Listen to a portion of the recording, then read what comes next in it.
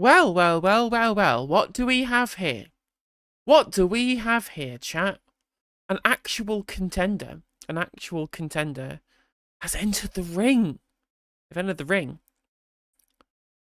So according to reports, i.e. Streeting's mates have all briefed this to every single corner of the press that they can find.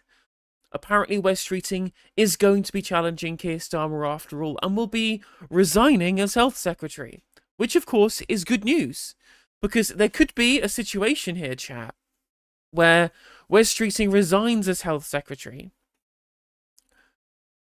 starts a leadership election, and whether he wins or loses, he may end up no longer being the Health Secretary, which means maybe, just maybe, the trans people in this country might be at least somewhat safe from having all of our medication being taken away. I mean, the thing is that all of the like the idpol stuff that they could do about Wes Streeting being gay would all get nixed by the fact that he's just like super fucking like mega Christian, isn't he?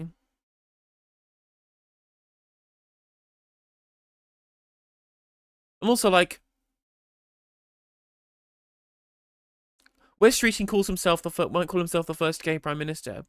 But how many Ukrainian rent boys is he really pissed off? That's the question.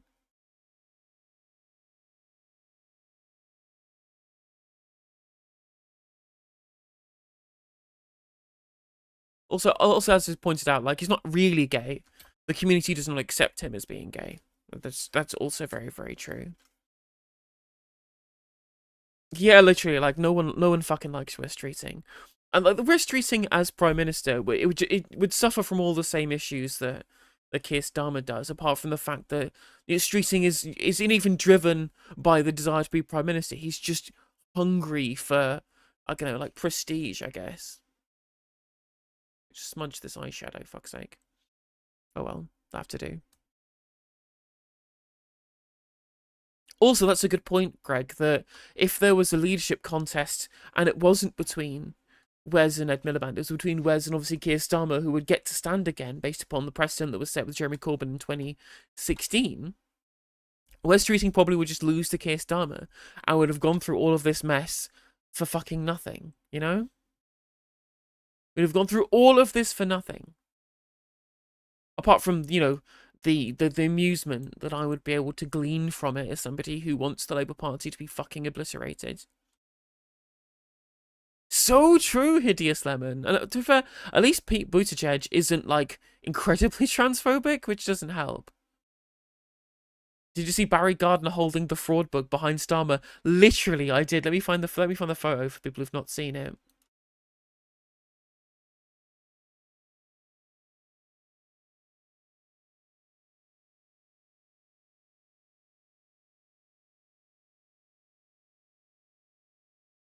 Yeah, there we go. There's the photo. Ooh. See? Barry Gardner holding the fraud right behind Keir Starmer, right in shot on the Parliament TV cam. Honestly, what an absolute hero. What a hero. What about the theory Ali Fogg has put forward? He's going to resign time with the story in the paper he's written at 9 p.m. tonight. That would make sense to me. I wouldn't be surprised if he did that. Like, Wes Streeting is somebody who's good mates with the press because he believes all the same things that they do.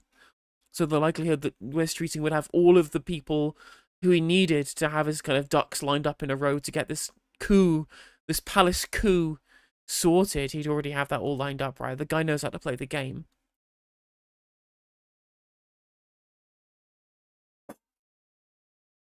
Corbyn, you have to be a Labour member to run for leadership, and he's not a Labour member. He's not even obviously different. I'm sitting with a different party in the Commons, you know.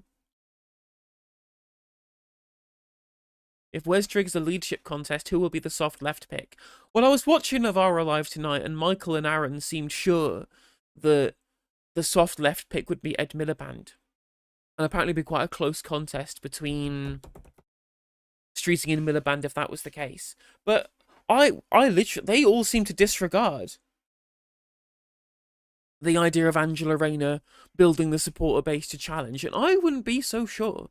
I would not be so sure. Like, we've literally seen reporting, I mean, it was from the Star, I guess, but we did see reporting that alleged that Angela Rayner had the names that she needed to be able to get on there as well, and she would be contesting a potential leadership election.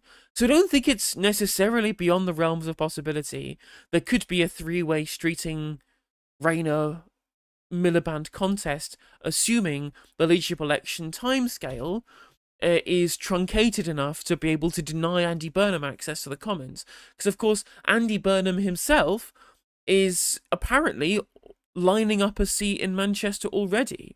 Apparently in Manchester there is already going to be a seat that he's got in his mind, and he's already spoken to an MP to step down for him to be able to run in the by-election. And so it's basically then down to the NEC to decide, will he be able to stand?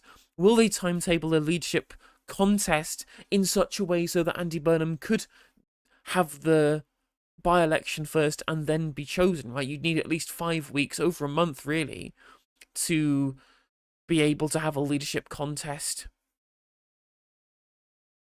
including Burnham, assuming that 5-month period is or that 5-week period is before the nomination period ends, which I don't think necessarily would be the case.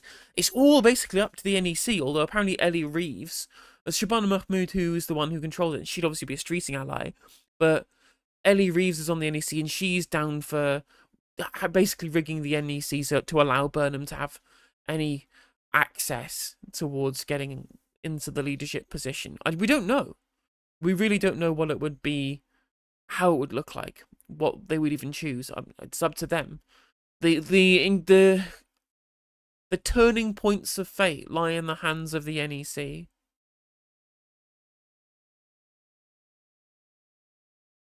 Miliband wouldn't stand against Rayner, I don't think. Seems like he doesn't want it that much. Just doesn't want as his PM. That's a good point, actually, Billy, yeah.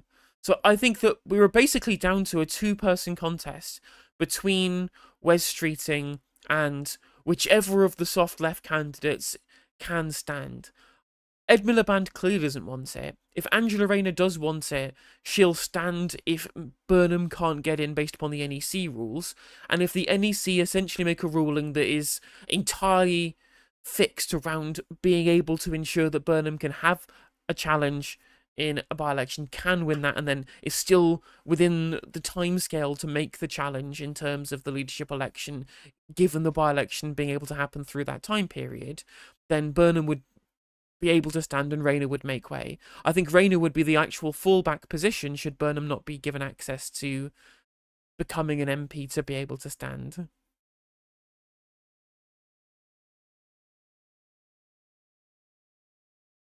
Because again, we have seen reporting saying that Rayner has the people, she has the support, and she's ready to go. Like, she literally had the unions on side already in 2021, right? The idea that she wouldn't have enough supporters now, I feel like that's very unlikely. Yeah, I think you're right, Loop. I think you're right. The NEC are the ones who essentially get to choose who the new leader is, which is hardly democratic, is it? Although I guess lots of people of the NEC have been picked, but we'll see. I mean, Angela Rayner is the closest to a non-Blairite who'd run for PM, Tim Wilton.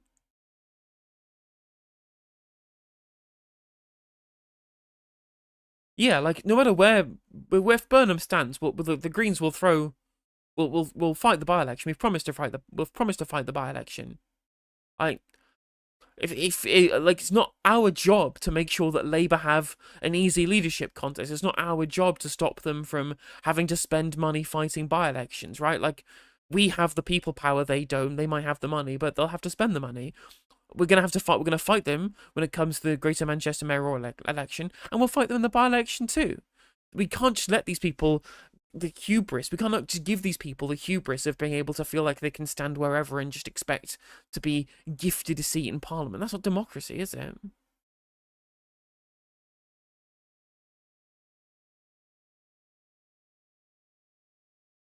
I find people underestimate and erase the positives of Rayner, even with the negatives. I mean, I think you're probably right. It's just it's her character that I think I have less confidence in than necessarily her policy chops. Her character is just awful, given what we know about how much of a traitor that she's been so far. That's what the problem I have. But again, like, I just want anyone to be prime minister that would make the people who read The Spectator have a fucking aneurysm. It would be very funny, Vivian, yeah.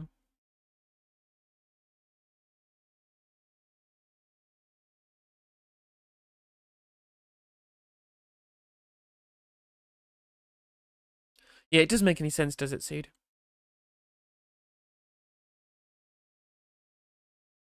I mean, I think you make a good point, Tom, and I think that essentially what the Greens should do is be meeting with Burnham beforehand and say, look, we have demands of the potential government that you will run.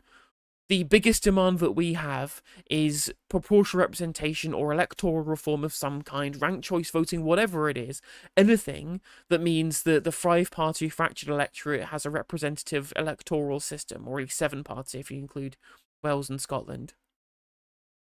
And we will stand down in this by-election if you promise that you will attempt to enact electoral reform should you become the Prime Minister and usurp Starmerism, right? If you cannot promise to give us electoral reform before 2029, we will run against you and try and beat you. Excuse me, sorry. Rusham? Oh, that's Afzal Khan, isn't it? Is Afzal Khan Rusham? I think he is.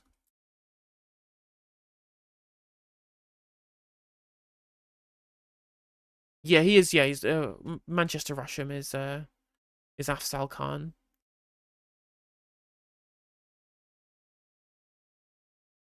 What's his majority? I mean, Afzal Khan's majority isn't great. So in, I mean, let me pull it up. Let me pull it up. This was the election result in Manchester Rusham this year, or in 2024, the last election.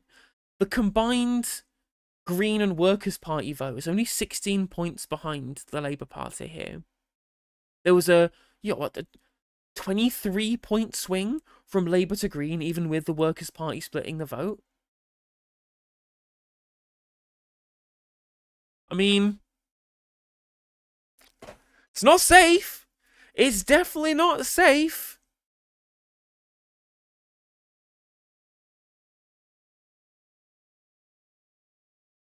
Pre-Labour collapse too. Yeah, literally.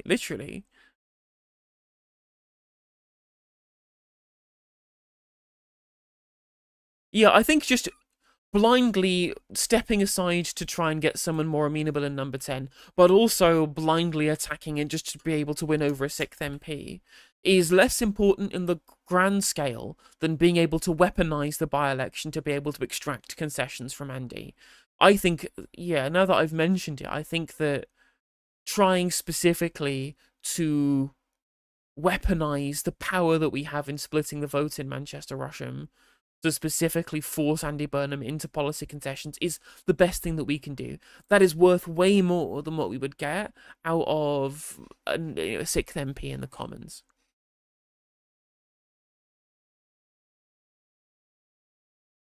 40% turnout too. That's crazy. Fuck me.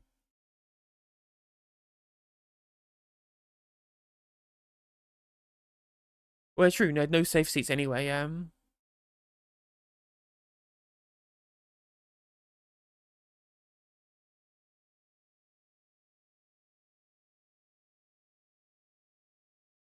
there's also the problem, of course, is that who out here trusts Andy Burnham to keep any promises that he may give people should those concessions be given in the run-up to the election? Who expects him to not renege on his promises? Has a sitting Prime Minister ever lost their seat? Not if I remember.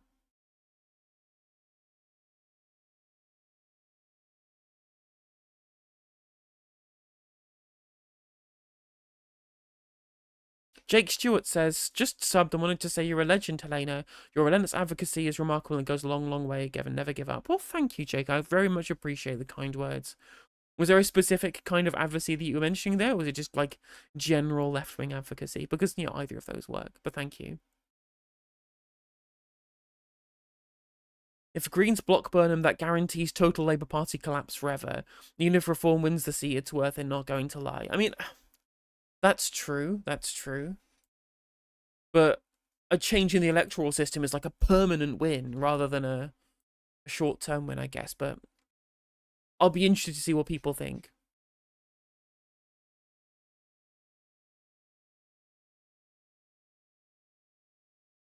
The Boris Johnson is terrifying. I mean, it's true. He is literally Boris Johnson now.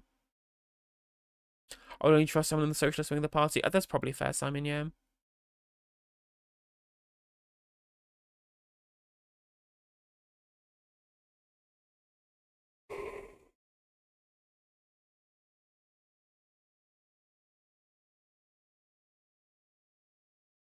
In a post-first past the post future, we would probably need to work with any sort of Labour Party. But that's the reality, isn't it? That is 100% the reality. I mean, it is worth pointing out we have had an incredibly important development today. There has been incredibly important development from the Commons today, which is a revelation about Starmer's character that I don't think that any of us were expecting.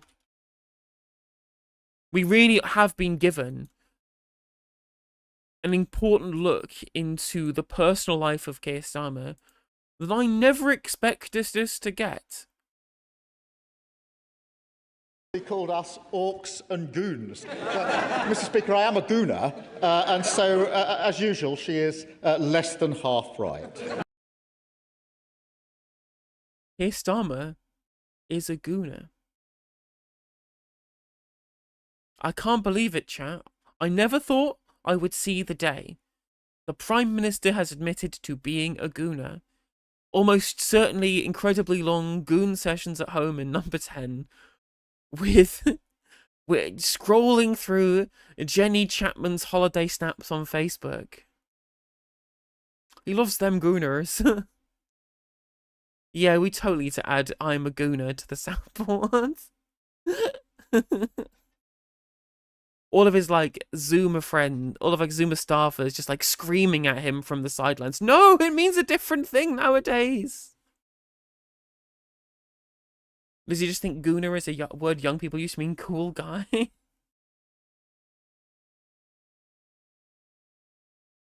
For people who don't know, by the way, by gooner he means a fan of Arsenal. That's what that means in, like, colloquial speak and not, like, incredibly online meme speak.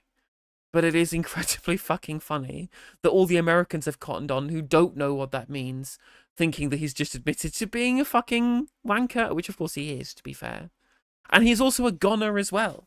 You know, like, it's a double entendre that works on 1,000 different levels. It's honestly, absolute cinema. Absolute Keir. Tech bro, oh fuck, I forgot about Tech Bro Brother. Let's watch it. Let's watch it. Let's watch it together. Best bits. Have the best bits of Keir Starmer before he gets fucking chucked out.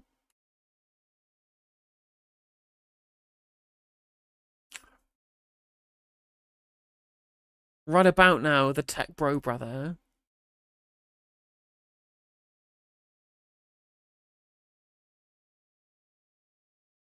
I don't know what the other definition, the online definition of it is. Only Arsenal. Okay, so people who don't know, people who only know the, the Arsenal derivation of gooner.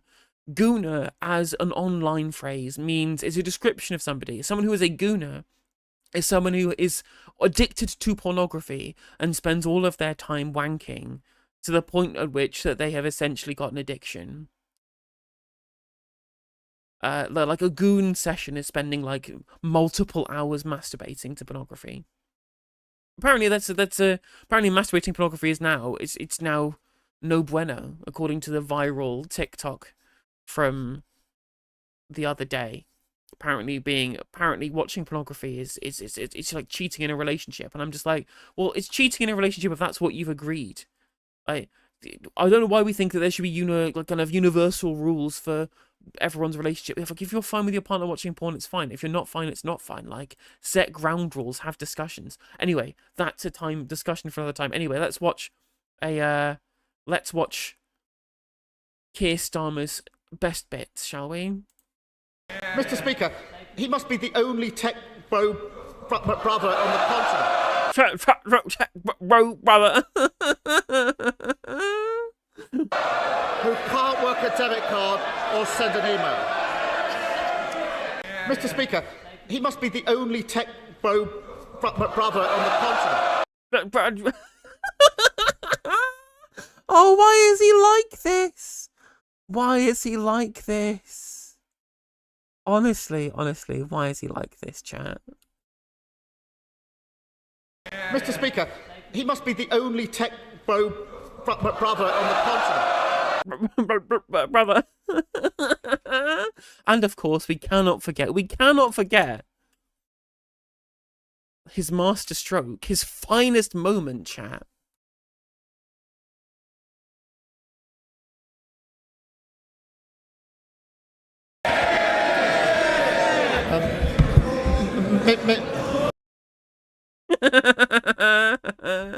Oh dear. Literally. We do need to set it to Fatboy Slim, honestly, we totally do, Dalek. Absolutely 100%. And of course, I mean, how have I forgotten Return of the Sausages?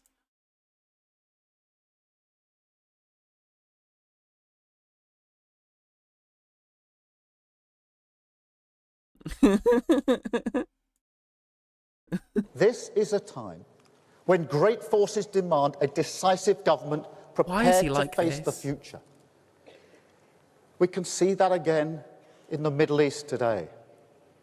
So I call again for restraint and de-escalation at the border between Lebanon and Israel. Again, all parties to pull back from the brink. It's the build-up, chat. It's the build-up. It's the expectation. Oh, I'm looking forward to it. I call again for an immediate ceasefire in Gaza, the return of the sausages, the hostages. The return of the sausages. Oh, dear. It's just... Honestly, I never thought I'd have anything in common with Keir Starmer, and then he said that he's a Gooner, and suddenly, I am reticent to call for his removal now. The first relatable thing that Keir Starmer has ever said, I am a Gooner. I did see that Philip Proudfoot was like, instead of having a lettuce to determine like how long Keir Starmer can outlast, we should have like a plate of sausages. Have you not seen Return of the Sausages, JJ? Have you not seen Return? Oh my god. Oh my god. Is there any other moments that we've missed? Are there any other moments that we've missed from Keir Starmer's time where he's just been incredibly cringe? Oh, the 6-7. The 6-7.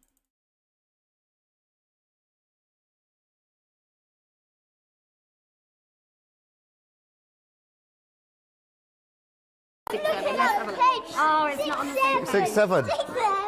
Yeah. 6-7. Everybody. 6-7. Just realised I wasn't sharing my screen. Sorry. Oh, it's not on the same page. 6-7.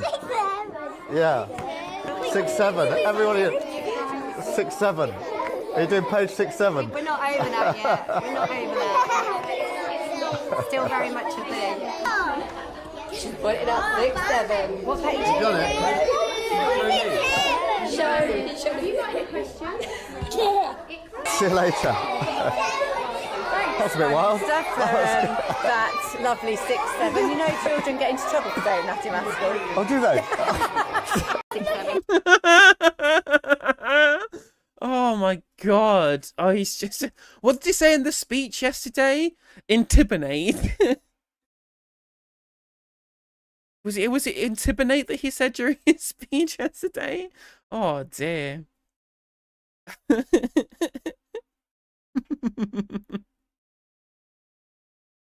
he told the crying child, I'm almost finished.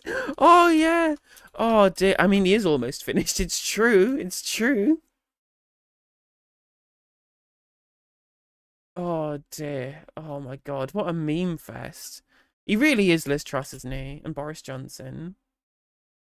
The second thing is I've asked the Treasury Minister to talk to the executive here about particularly the heating, oil-based heating in homes, and how we can coordinate our response to this because of the prices increasing because of Iran, and get our arms around that. Then the other thing I'm worried about, I know I'm nearly finished. The other thing... It's true. You are nearly finished. And there was, yeah, so it's, there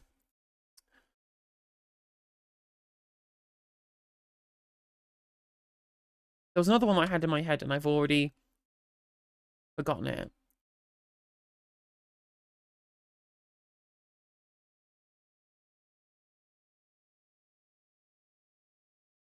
Literally, I'm not surprised, JJC, yeah.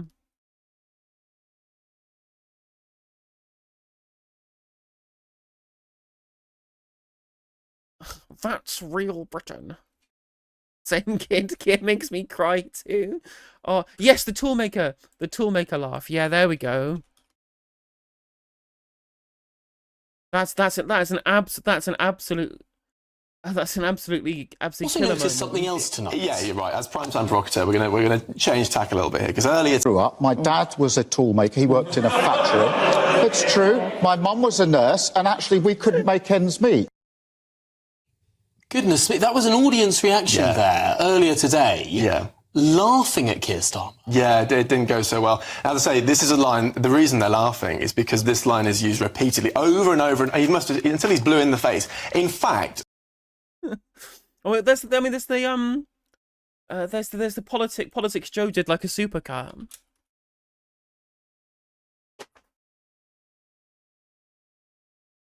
Like, politics Joe did a supercut of my dad was a toolmaker. My dad was a toolmaker.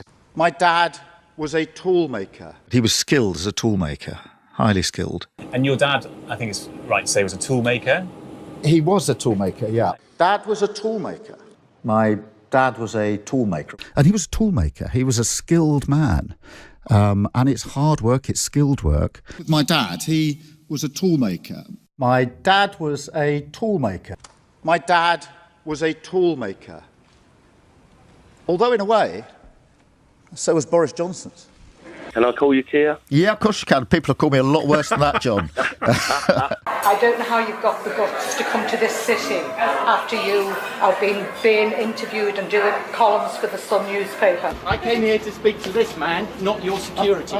You have failed me. Thank you. Okay. I've been a Labour voter my entire life. You have failed to be the opposition.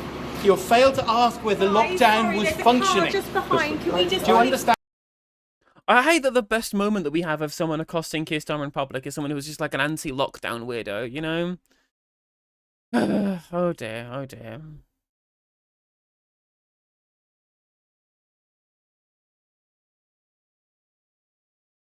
Honestly, Starmer somehow beat out the Sunak I went without Sky TV moment. I mean, literally. Nothing. The embarrassment that Rishi Sunak meted out to himself it's nowhere close to Keir Starmer. It's nowhere close to Keir Starmer. Starmer is just like peak embarrassment.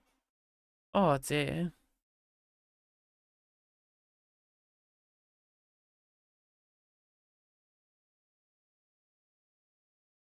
Do you reckon Shut Up Wesley has a Dorian Gray portrait? Almost certainly. Almost certainly. On the entry, it is worth pointing out that his dad owned the fucking factory. Literally bourgeois. Literally bourgeois. Literally bourgeois. Apparently there was a meeting between Starmer and Streeting this morning that lasted 17 minutes. Just in and out. She went in and said, "Lol, on your bike, mate. I'm challenging you. See you tomorrow, motherfucker." And then left. I'm sure that was all the meeting was in like 16 minutes where they just chatted. And he said, "Yeah, bike. On your bike, Keith. On your bike." Weasel Wesley's in town now. Who remembers when Sunak said, "I have friends who are aristocrats, middle class, working class." Well, not working class. I mean, to be fair to Sunak, he'd said that when he was like 18.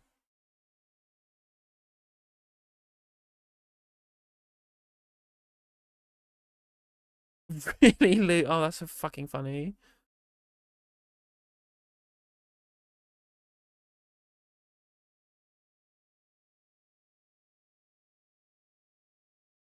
I mean, it's fine. I'm not mocking him for owning a tool factory, Jay Smith. As I've pointed out, like, no one's mocking Keir Starmer for being the son of a toolmaker, or indeed Keir Starmer's dad for being a toolmaker. What we're mocking is A, the fact that he kept saying my dad was a toolmaker, and B, he's using it to burnish supposed working class credentials while growing up in leafy suburbia in Surrey, the son of someone who's literally a member of the bourgeoisie. Like, again, these are all fine and important things, and his dad was a very good man. But I'm not going to be out here and try and make it look like this guy was living like a rough life on the never never as a kid, you know? Diabolical clipping will happen to that phrase, I'm a gooner. Already happened, mate. It's already happened, mate. I have already put up the Keir Starmer Gooner clips up on TikTok and Instagram. Stitched with the person from TikTok who goes, "Oh, it's a Gooner. Oh, go away, Gooner. Oh, I knew it's you. Oh, why wouldn't someone tell me there was a Gooner? Oh." I've managed to get that clip stitched with Keir Starmer saying, I am a Gooner, you know, because of course I have.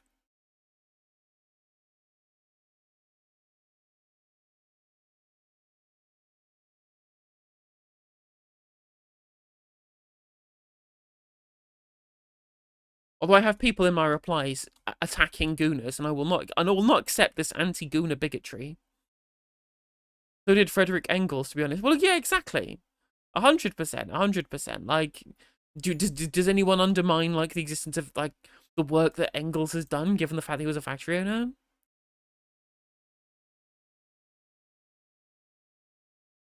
Did you get your clip from YouTube or the Parliament website? I got it from Twitter, I think.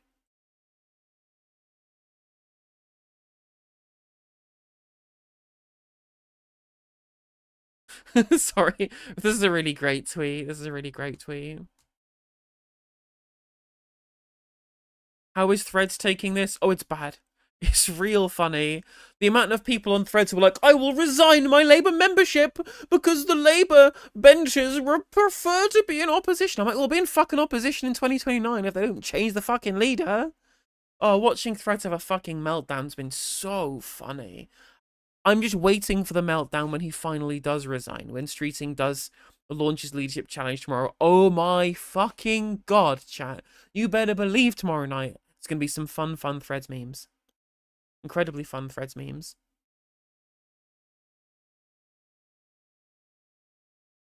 On current evidence, him saying I am a Gooner is the clearest evidence that he isn't one. He's a recidivist liar. Every word is false. So true. So true. Yeah, Threads is on Defcon 1. It really, really is. It's really fucking funny. What would the pros and cons have been if Starmer had just immediately sacked Wes after this morning's meeting, assuming Wes went in and challenged him? I don't know. Like, I mean, at this point, it's only 2 days apart, so it's not really much to say, I don't think. But yeah, like, Natalie Fleet's been appointed to the Home Office because they're still replacing all of their cabinet positions, despite the fact that those are going to be irrelevant by tomorrow afternoon. But the great tweet of net migrations of Dalmatians to the United Kingdom plummets after appointing, you know, someone. To be fair, I think she looks quite fetching, but she does kind of look like Cruella de Vil with the white flick in the hair and the white dress on.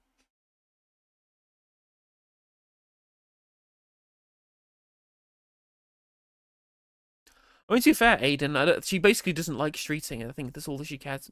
That she's worried about. I don't think she likes Starmer very much.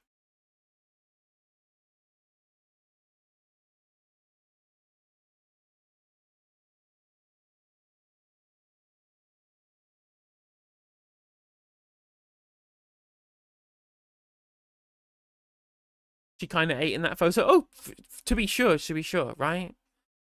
Let me find the Trump clip.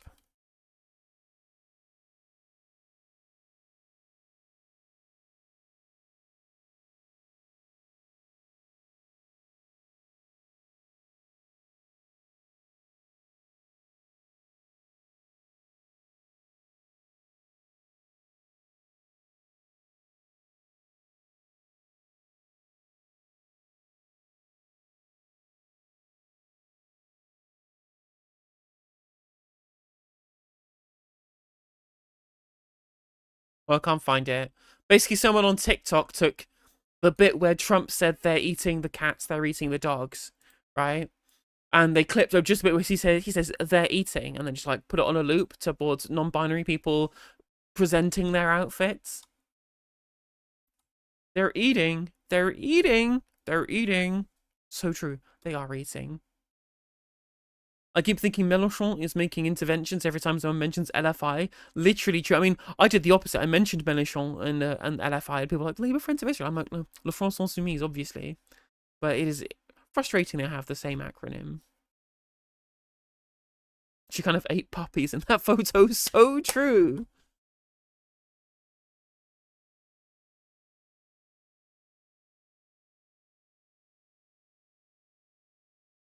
Oh my god, literally. I hate AI, but sometimes it can be funny. Oh. And also they put, like, weirdo grooming gang stuff for no reason.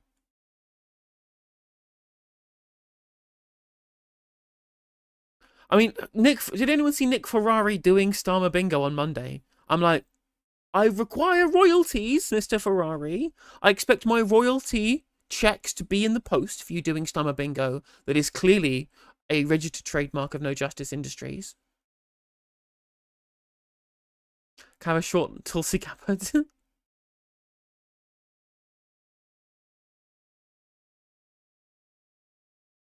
Of the PLP, who do you think is the least bad option? Like the whole SCG, right? Surely. I don't think that Mélenchon will be the Popular Front candidate. I think it'll be someone from the Socialist Party, St. Telomeres.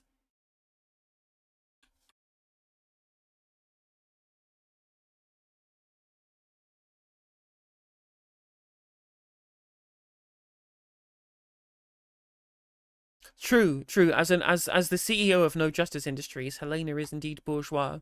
Although speaking of the working class credentials, see, every single fucking article about Wes Streeting throughout the entirety of this potential leadership process has described him as the working class MP who could potentially challenge Keir Starmer. I'm like, this guy's political career has stemmed from a business career, a working career, that started off as being like a charity director and then a charity CEO, and then working as like a parliamentary staffer ever since no longer being the president of the National Union of Students, right? Like, this guy's never worked a real job in his fucking life. He has been a director of charities, and he's been an apparatchik for the Labour Party. This man has never actually held down any kind of working class career in his life. Does he come from a poor background? Of course he does, that's true. But class is not permanent, it is not hereditary. It is your personal relationship to production. And being a political apparatchik in the pay of the Labour Party, or a charity CEO, is not working class. That's not true. So, I'm very frustrated at the continual desire of the press to try and name people who've never worked any kind of actual working class or pink collar or blue collar career as somehow being raised upon the never never, when I'm like, well, you may have been raised on the never never, right? You may have been raised in a poor environment, but that doesn't make your actual career trajectory a working class one. I mean, the SNP always do that, Viv. They always try and find something to get people to sign on to. Did you see Corbyn give an interview about Streeting, saying that where's the student politics? I did see that, Aaron. I also saw in that same interview that Let me find the clip. It's with Griff Rhys-Jones, isn't it? No,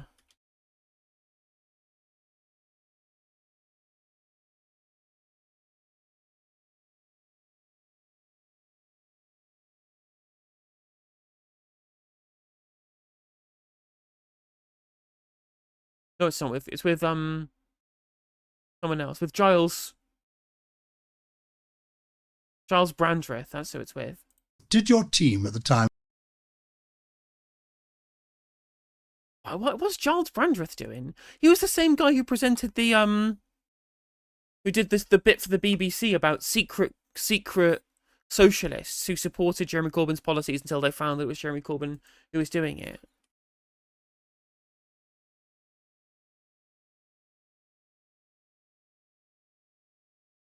The Rosebud podcast.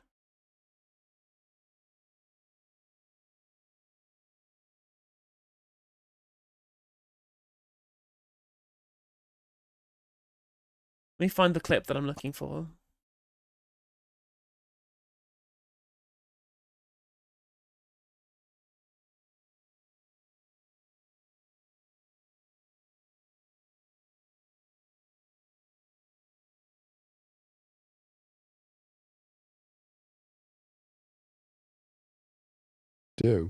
So I just walked through the crowd. Well done. And yeah, I mean, it's changed a bit. We're now a year and a half into it, and the government is under the cosh the whole time, from usually problems of its own making. And I talk to quite a lot of Labour MPs and others. You know, the interesting thing I notice is when I go and vote in division lobbies, I mean, it's much harder when you haven't got a party machine, because you have to actually know what you're voting about. You have to read every piece of legislation. So I'm sitting there in the library going through the bill and the amendments, and we've got our group of 5 independents, the Independent Alliance. So I'm trying to work out what each amendment means, and then text them and say what I think we should do. Sometimes we agree, sometimes we don't. I go and vote. But as I'm going in to vote, you know how it works. There's a whip for the party that's called the vote on the door. So I go in, and if I'm voting with the Labour Party, which sometimes I do, I go there, I say, just out of interest, what's this vote about? Don't know. Why are you asking for? So I just wondered what it is we're actually voting on at the moment. The Tory always knows. And that's the thing, right, is that you may dislike the Conservatives, as I obviously do to an insane degree, right? But a lot of the people within the Conservative Party are politically motivated. They are people who are concerned. They are ideological in terms of wanting to do things that they believe are right. And the Labour Party, especially after all of the MPs that were elected in 2024 for the Labour Party went through the Mandelson selection process, where they were all given the green light to be approved on the Mandelson spreadsheet. None of these people have been selected for their political nous, for being high-quality candidates, for being people with ideological predilections of who and what they want to see in terms of policy. They're only there to be apparatchiks for Keir Starmer. They're there for loyalty and to rubber stamp legislation for the government and to not rebel. That is literally the only reason these people have been selected as MPs. And this is why there is no talent when it comes to replacing Keir Starmer. This is why we're left with Wes Streeting being the front runner to replace Keir Starmer, is because any potential candidate to be able to challenge Starmer was filtered out of the selection process for literally anybody who would be an empty suit, a balloon with a face drawn on it, to be able to rubber stamp whatever legislative agenda Morgan McSweeney, Peter Mandelson, Keir Starmer and Labour together wanted to put through. And now they need somebody to be able to usurp Keir Starmer, given he's obviously failed. There is nobody, because they had infinite levels of hubris to not think that they would need to replace him. And the fact that these people don't even know the stuff they're voting on, they're just walking through the lobby that they're told, shows that they're basically pointless as MPs, because what's the point of having a constituency, having constituents that you're answerable to, if you don't even know what you're voting on? Crazy stuff, crazy stuff.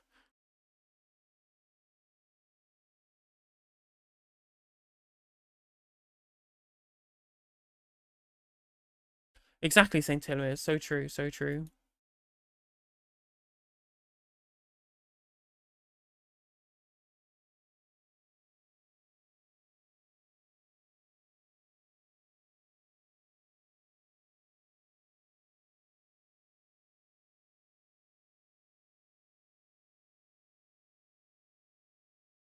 Thing is, they use excuses of market instability to preserve neoliberal hegemony. Is electoral instability good for markets? Why not govern in a way that stabilizes the population by redistributing? I mean, that's true.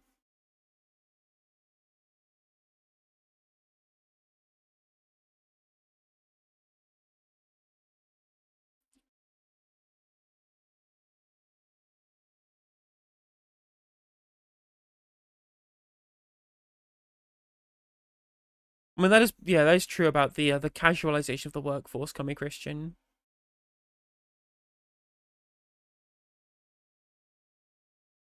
It's probably rubbish, but apparently 1,600 people have just joined the Labour Party. I mean, obviously they might want to vote in a leadership election. You might as well just join an affiliated trade union, but... I mean, I agree, Jules, of course.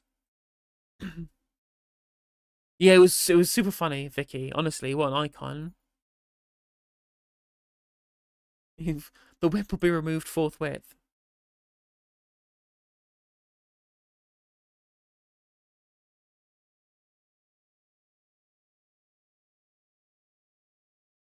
Anyway, further to what we're talking about, let's actually watch some content, shall we?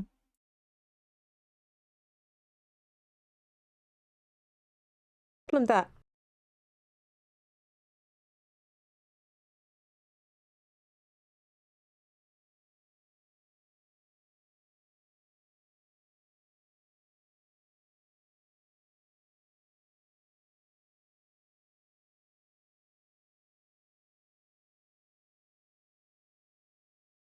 Can the people in affiliated trade unions vote? Yes.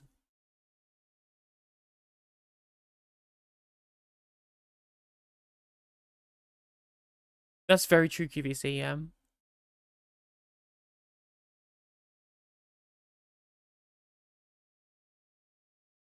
Anyway, as has been pointed out in chat by St. Telemir's, friend of the show, Ash Nasaka, was on LBC's Cross Question last night discussing this whole mess with a bunch of people. And of course we're watching it because it's Ash, and she will say excellent things because she always does. So let's have a look. Question. On the panel with me, next to me, to my left, is Ash Sarkar, contributing editor for Novara Media, and she's just telling me about her best-selling book.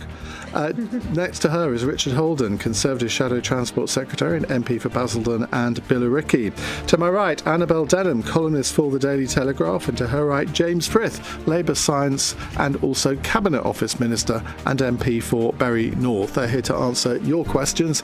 I guess it's going to be sort of along one subject over the course of certainly the first half of the programme, but it's up to you what you want to ask. 0345 6060 973. You can text 84850 and you can watch us on Global Player, the LBC app and the LBC YouTube channel. Call 0345 6060 973. Text 84850. Cross Question. Watch live on our free Global Player app or the LBC app. Right. Okay, we are back. I thought we'd gone for a moment there, but I was panicking. Right, let's go to our first question. It is from Christian in Folkestone. Who's misjudging the public mood here? The Prime Minister digging his heels in, or the Labour MPs saying he should go? Now, James Frith, I'm kind of imagining what your answer might be to this, but surprise us. I disappointed your producer who asked if I was to be resigning on air. Well, I'm not, Ian, at all. Look, I think the Prime Minister's right to be getting on with the job. It was a local election, not a national general election. It was a national election in Wales and Scotland. Indeed, and I think it's important that he started the speech yesterday in acknowledging the doubters, in acknowledging how much hurt there is in the defeat and the election results that were truly awful. And he confronted that. He wants to prove the doubters wrong, and he wants to be given that right of reply and a chance to get on with the job. He's been given a million chances to get on with the job. He's been given endless chances to get on with the job, and he says, I take responsibility. He then shows no responsibility, and alternatively finds a fall guy to blame it on, to put responsibility on their shoulders, to save Big Dog. He's been given chance after chance after chance, and the electorate still hate him. People on the doorstep, the biggest reason, the main reason that they chose, that they told canvassers for the Labour Party as to why that they had forsaken the Labour Party, was Keir Starmer himself. It was Keir Starmer himself that was the biggest reason for people no longer supporting Labour. The idea that reset number 5,306 is somehow going to be the fulcrum on which the saviour of the Labour Party rests is so nonsensical. It's honestly for the birds. Although, again, this is a 2024 intake MP over in Bury North. So almost certainly he owes his career to Keir Starmer, Mandelson and McSweeney for making sure that he was put there in the first place. So he is loyal to the person and not the party. He'll be loyal to the faction and not the party. I mean, Aaron was making this point on Novara Live this evening, which was that at this point it's basically not become country over party or even party over country. It's faction over party over country at this point, which is why we're in this mess, because the Labour right know how to fight factional warfare, they don't know how to govern.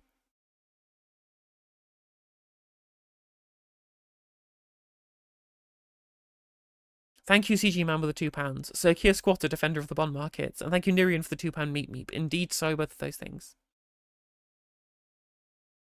Which is exactly what he said this time last year, isn't it? After the local elections then. I mean, almost word for word.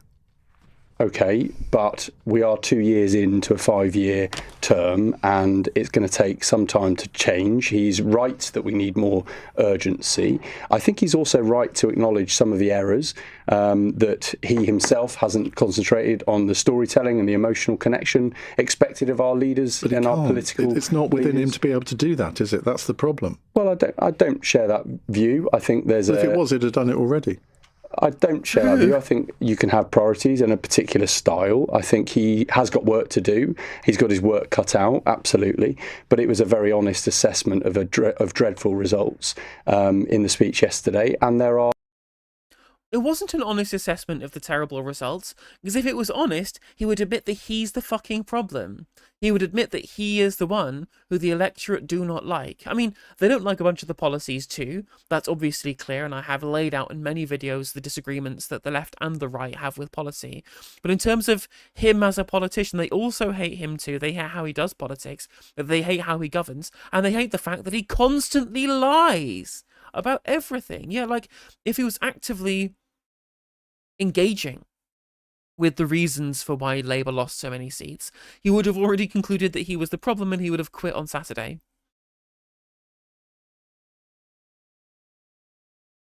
A lot more MPs, Parliamentary Labour Party MPs, that are on record supporting him staying on to get on with the job. Marginally. And also, like, a bunch of people who were on the open letter supporting the Prime Minister were people who said that they'd never at any point signed the letter. Like, Rupa Huck had to deny that she'd signed the letter and said that she hadn't made her mind up either way. Oh. Well, I mean, it's 90 to 110. I mean, bear in mind there are backbenchers. Yeah, well, there are 403 Labour MPs. You assume that people who are still government ministers support the Prime Minister, fine. But there are about 100 that haven't expressed any opinion.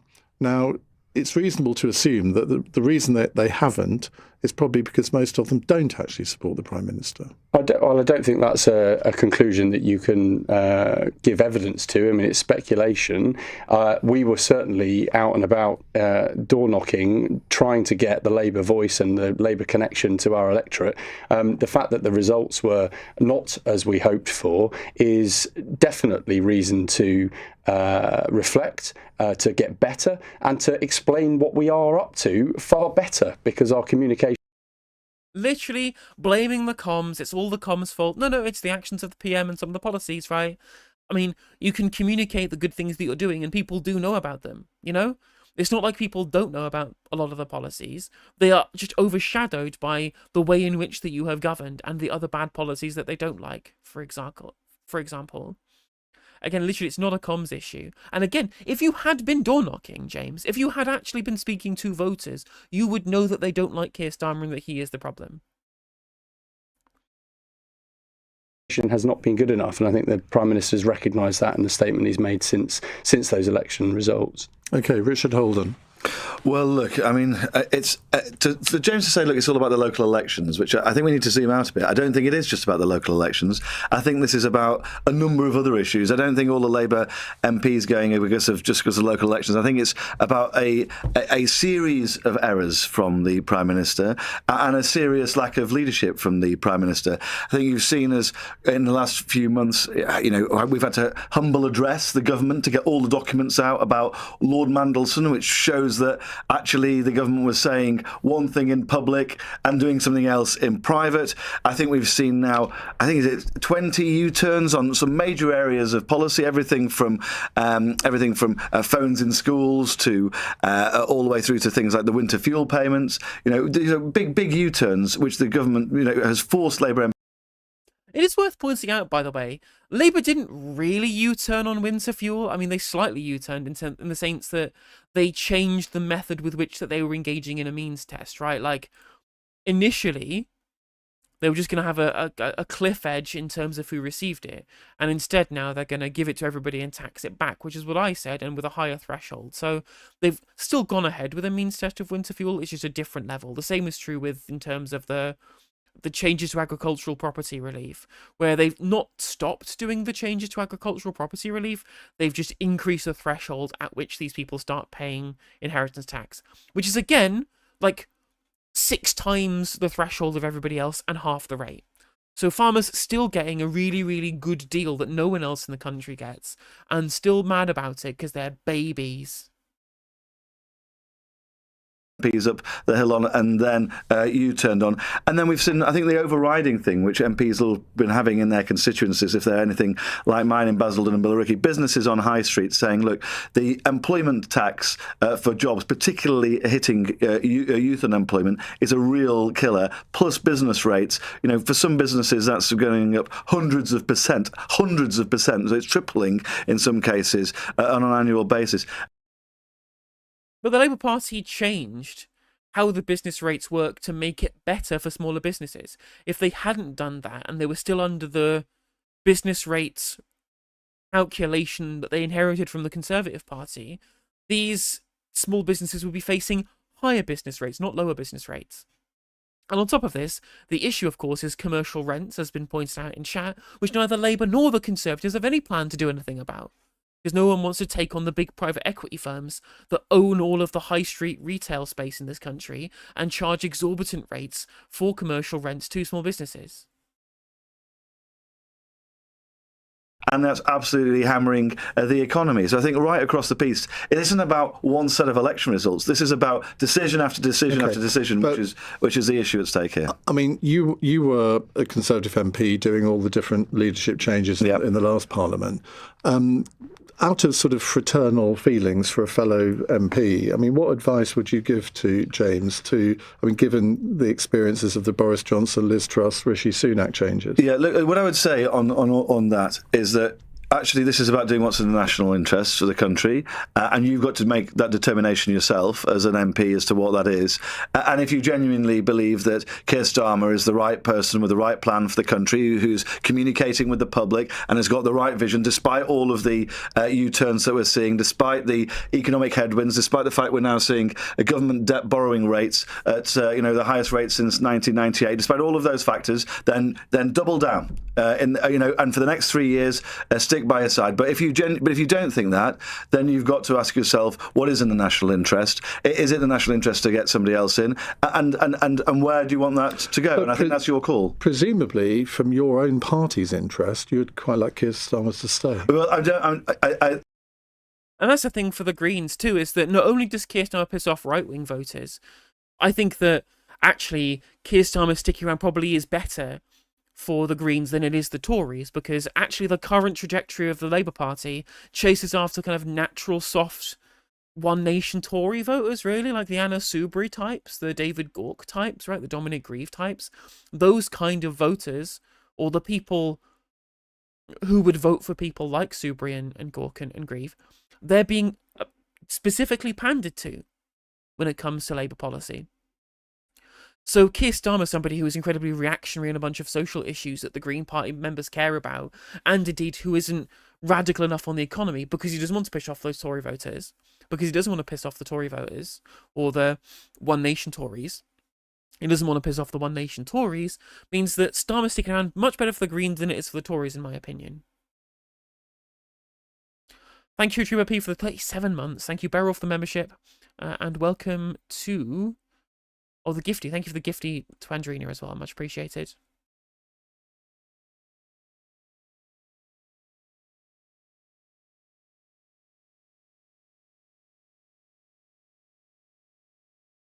That may well be the case, actually. Keir Starmer is clearly a massive drag on the Labour vote at the moment. He came up on almost every doorstep as a negative in the local election campaign. However, this isn't about that. We've got 3 years before the next general election, probably over 3 years. It's going to be likely to be July, maybe even August 2029. Can I just come back on that? So, there's a long way to go before we get there. And just finally, before I come to Ash, do you not fear, though, that if this does go on for any length of time, that, we've already got the highest borrowing rate since 1998, that this could provoke a real economic crisis? I think the real issue here is that when the Prime Minister couldn't face down his own MPs over not increasing welfare spending about a year ago, that was the start of all the problems he's faced. He had to use...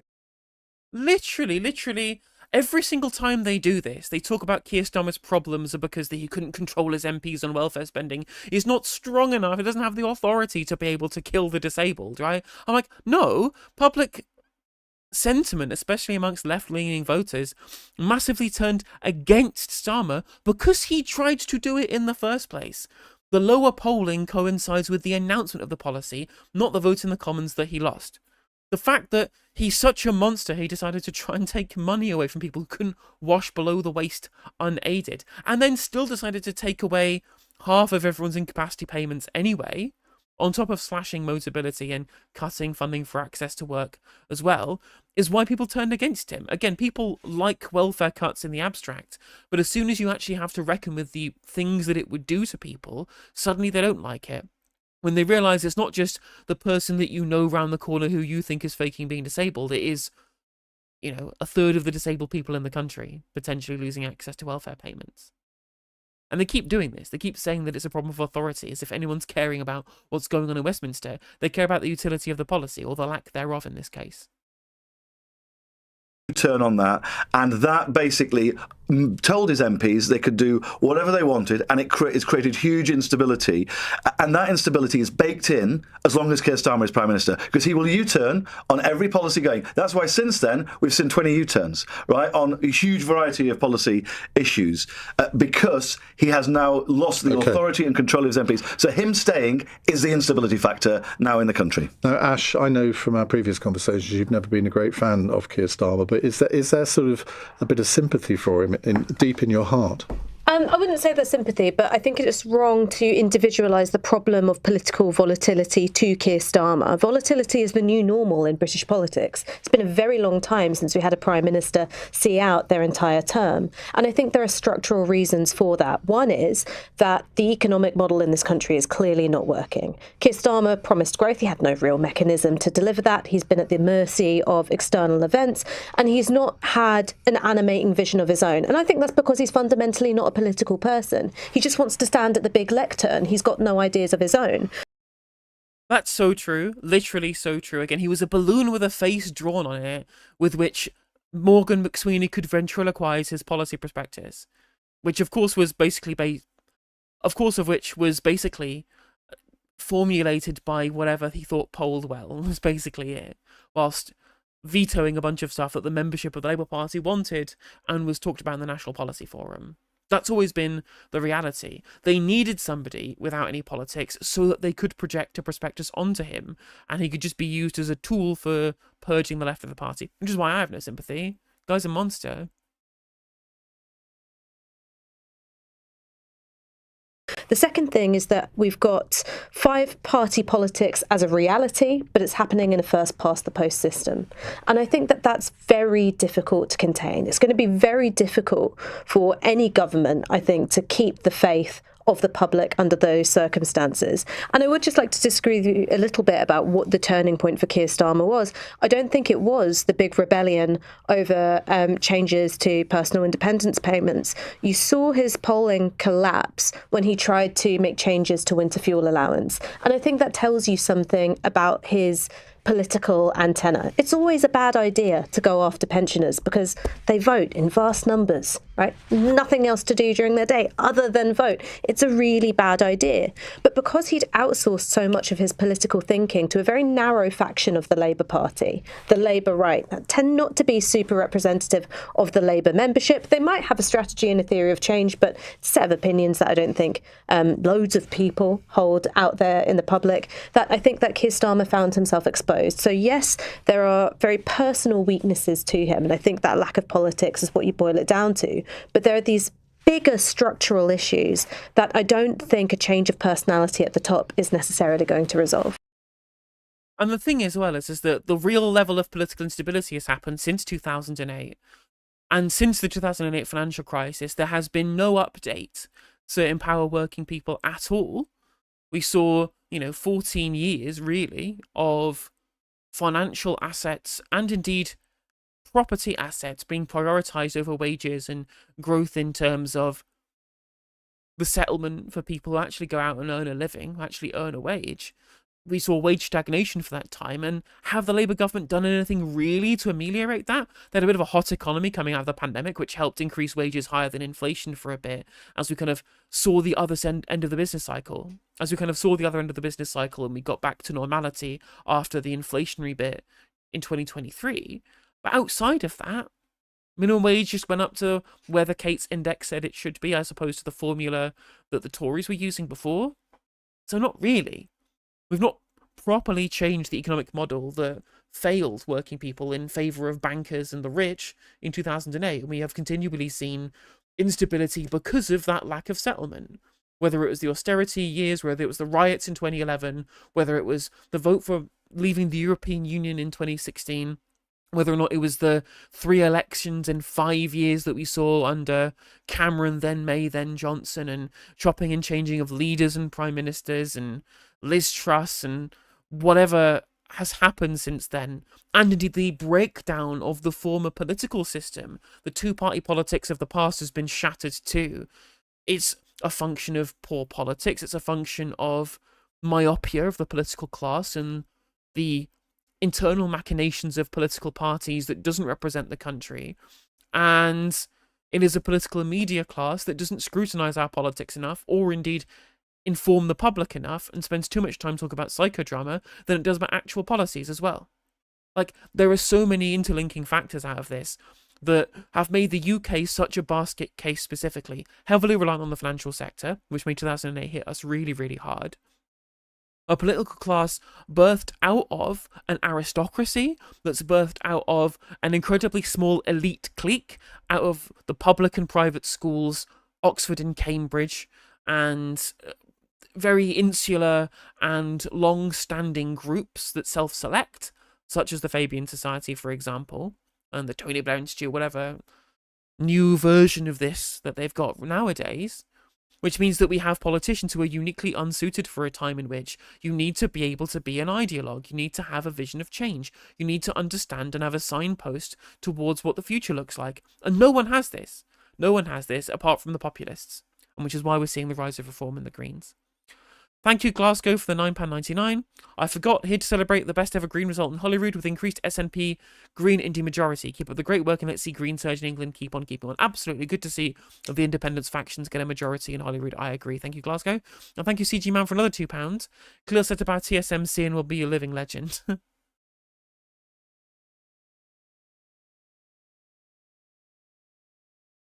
The real problem is that all the genuine thinkers and those with real ideas were purged from the party and shaken off as fleas. Also another issue is that anyone with a vision of change was seen as being outside the political clique, and so weren't just marginalised, they were expelled, or expunged, or blocked from running.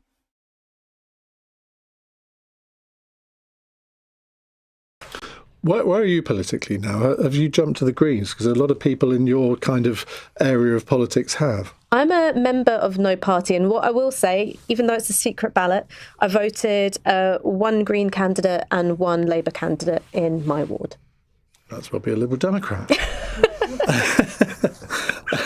Annabelle. Who's misjudging the public mood? Undoubtedly, it is Keir Starmer. What we saw last week was not your typical midterm elections. This was catastrophic for Labour. It was a thorough rejection of Starmerism, insofar as that can be defined, across England, in Scotland, in Wales, where they lost power for the first time in a century. And what we learned during the campaign was just how unpopular Keir Starmer, the man, really is. He is uniquely and intensely disliked from voters across the political spectrum, and there's no way that he can recover from his current position. He fundamentally will not change. No Prime Minister has really changed whilst they have been in Downing Street. Keir Starmer certainly won't, and his big problem is that he had this Ming vase across the Marble Fort strategy before he went into Downing Street. And on arriving, he just continued to carry the Ming vase. He never set out a vision. He never articulated what his agenda was, what it was that he wanted to achieve in power. The only sort of caveats to all of this really are that for all of the alacrity with which Tory politicians are insisting that Keir Starmer resign, I think we need to consider that if you are on the right, the centre-right, what comes next will almost certainly be worse, be it Prime Minister Rayner, Prime Minister Burnham, Prime Minister Miliband. The way I see it, the only way that we escape a bond crisis is if Wes Streeting can find it somewhere within himself to build up the confidence to wield the knife and then persuade the required number of Labour MPs to back him. But I think that his path to number 10 is extremely narrow. I also don't buy any of this nonsense that there's going to be a bond market crash if someone who isn't Wes Streeting becomes Prime Minister. Well, I've seen this so much. I've seen a significant amount of people go, there's going to be an absolute meltdown in the markets should Prime Minister Rayner take over. And I'm like, it's just not true. Maybe the yields go up a couple of percentage points. They know it's still a safe store of value. They're not going to be ditching the gilts anytime soon. Treasuries are a far less safe investment given what Trump is doing, and no one expects neither Rayner nor Burnham nor Miliband to be engaging in such reckless abandon as the Trump administration is. The idea that we're going to somehow lose gilt value when people are already moving into gilts instead of treasuries because of what Trump is doing, I don't believe this at all. I really don't believe this at all, especially if people like Rayner, who has already spoken to people like BNP Paribas to talk about her economic plans to try and quell the concerns of the markets. I really don't buy it. I don't buy it at all. As far as I'm concerned, it's the right wing of the broader establishment media trying to scare the Labour membership for picking somebody who might do something that would reduce their power, really. That would reduce their power.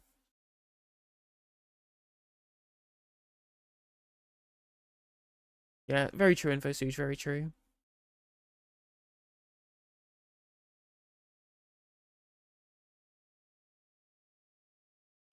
I mean, what do you all think about what Annabelle just said about the popularity of Keir Starmer? Because I have heard from many MPs over the past week that on the doorstep, he's been incredibly unpopular. There's a real, I mean, some people use the word hatred, which I don't like using about politicians because I just don't think it's appropriate. But I hate him. I'll use it. I have hatred for Keir Starmer. He does seem to engender these feelings, and you must have heard this on the doorstep yourself, James. I think it speaks. Thank you. I think it speaks to a wider societal issue. I think people's faith in politics is at rock bottom. They always do this, right? We're going to talk about ungovernability later on in the stream because I'm sick of hearing about it. But they keep going on as if somehow the expectations of the electorate are too high. I'm like, you just don't get it, do you? You just do not get that Keir Starmer just isn't providing what the country is asking for. They're not asking for a huge amount either. They're not asking for too much. But Keir Starmer has been deliberately provocative, deliberately dishonest, deliberately combative with people who should be his natural allies, right? Like, of course, the right were going to hate him. Like, a bunch of boomers were going to get mad at him because they were, Thatcherites in the 80s, and they still are, and it's mad because he's not quite as Thatcherite as what they want, right? Of course, people from the media are going to attack him, but he had a base in terms of the people that voted for him at the last election, and he immediately punched the hippie so hard they went and joined the Greens, right? That's the reality. The idea that this is a societal problem and an electorate problem, a lack of faith in politics problem, and not a deliberate policy problem of Keir Starmer, a governance problem of Keir Starmer. Like, people haven't lost faith in politics, they have lost faith in establishment politics. They have lost faith in the political establishment because they bear-hugged Keir Starmer into number 10 with no scrutiny. And people accepted what he said he would do, and then he fucking lied, right? He just fucking lied. It's not this decent man of integrity that people like unnecessarily. He has no integrity. He's not a decent man who's not up to the job. He's an arsehole who's not up to the job. They keep doing this. I'm sick of hearing of Keir Starmer's honesty and decency when he clearly has neither.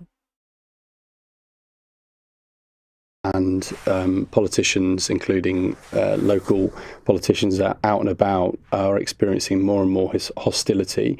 I shouldn't think it is exclusive to the incumbency factor and being a Labour MP, though it does come with added spice seemingly now compared to when I was last in.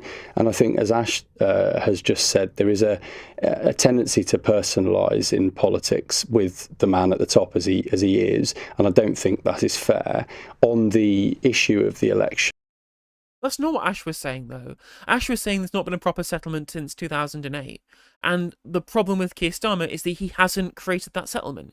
People want the settlement, and he's not doing it. In fact, he promised there would be some sort of settlement by the mandate for change they keep talking about, the manifesto with just the word change on it, right? That was their electoral strategy, was essentially a promise of a new settlement, and it's not fucking materialised. This is the issue here. How do you not get this? Why do you have to keep pretending that you don't get why people hate him? And on the doorstep, Keir Starmer himself has acknowledged what I think he quite reasonably put as doubters. He would know that doubters is doing a lot of heavy lifting in that. And I do think it's incumbent on those of us in political life to speak up our faith in politics, our faith in our democracy, as well as recognising the level of the work it takes to serve a community, whether that's the local councillors that we've lost and the brilliant work that they were doing, very often at the mercy of national politics and the popularity of a particular leader of the time. And we should be, I think, talking up this country and the prospects of our democracy changing people's lives for the better. At the moment, it can feel too hopeless, and that gets personalised. Okay, do something then. You have a giant majority, you have all of the will, and you have all of the leverage in the world. You have all of the ability in the world to enact actual change. Law is yours. The problem, of course, is that that would require a vision of what that change would end up as. And Keir Starmer said the stability would be the change. And first of all, we haven't got the stability, so that hasn't changed. And second of all, we actually haven't got the settlement I mentioned before. Yeah, literally, you are why it feels hopeless. These empty suits, these apparatchiks installed into government. But you've got to say that Anas Sarwar was pretty vindicated by these results. He obviously called for Keir Starmer to go before May, and this was over the Mandelson crisis as it was raging. And the basic point he made is that if the Westminster Party continues to be led by Keir Starmer, Scottish Labour and Welsh Labour are sleepwalking into a disaster. Now, we saw that exactly play out. I mean, Plaid Cymru made a breakthrough that's been 100 years in the making for them. And I don't really understand how, as a Labour frontbencher, you're able to hold two things at once, which is the Labour Party should be winning elections, which is, part of your constitution. And also at the same time, we've got to keep Keir Starmer. I mean, it's not just been a bad set of local election results. And I don't think it's just been incumbency. Can I just on that very point? Is that, okay, because actually that's one of the reasons why instinctively I still am loyal to this Prime Minister, because he understood the need to win national elections. And having been elected at a time when we got absolutely thumped with Jeremy Corbyn leader in 2019, instinctively he got more votes than Keir Starmer did. I'm literally, I'm so glad that even Ian Dale's saying it now. And on top of this, they lost so badly because of their U-turn on accepting the results of the referendum that was engineered by current leader Keir Starmer, who deliberately nixed the form of a Brexit deal in the background with Theresa May and Gavin Barwell to ensure that 2019 was a Brexit election rather than a policy election to make sure that Jeremy Corbyn lost. Keir Starmer is the fucking common denominator here in the Labour Party screwing things up. They got gifted an election win in 2024. They literally sleepwalked into Downing Street. No plan, no policies, no nothing. Just, well, we're the default candidates. We've not done any actual fucking planning on what we're going to do in government. Hopefully, fingers crossed, we can be adults in the room. No, oh, we failed. Oh, miserable. Still got a bunch of apparatchiks loyal to the leader, though.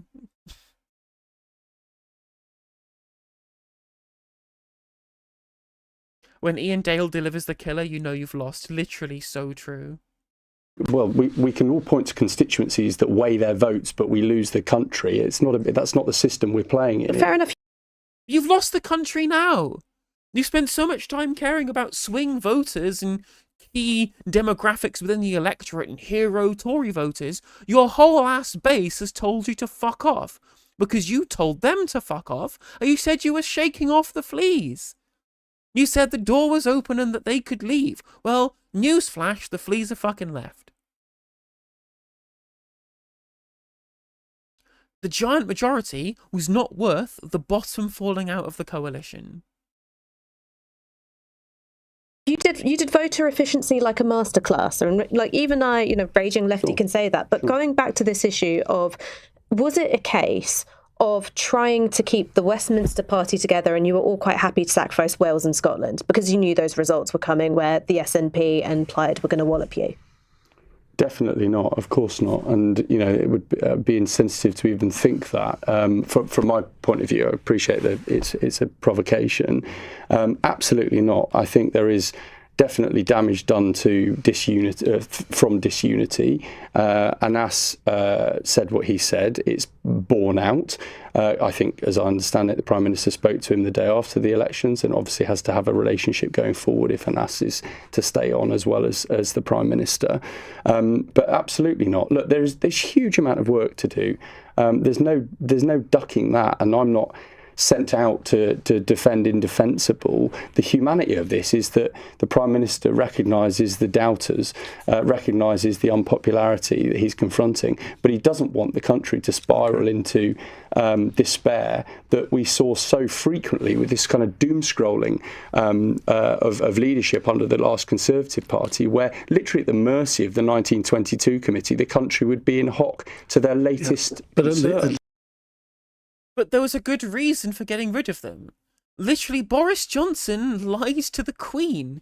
He appointed a guy who's literally called Pincher by name, Pincher by nature, knowing that that was his reputation.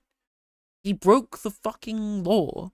Of course he was going to get removed, and it was good that he got removed. The only reason that Liz Truss got removed is because she was fucking mental. If you'd have replaced him with Sunak in the first place, it would have been one change of leader, and it would have been back to dreary neoliberal tedium, right?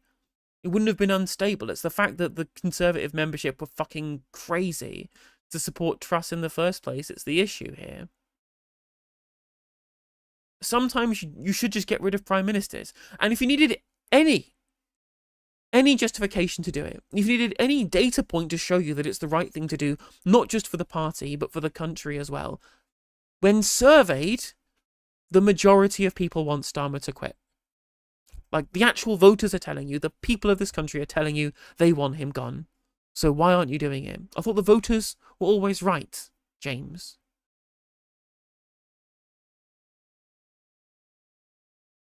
At least the then Prime Minister would meet with the 1922 committee. Apparently Keir Starmer's refusing to meet the representatives of the Parliamentary Labour Party. Well, I don't think... Yeah, he's literally hiding in a fridge, just like Boris Johnson did. He is refusing scrutiny. He is putting his fingers in his ears and going, la la la la la, I can't hear the PLP. Backbenchers, what are those? I'm going to stay here in my bunker like I'm Hitler in Downfall. Der Angriff McSweeney war Befehl. Like, this is where he's at.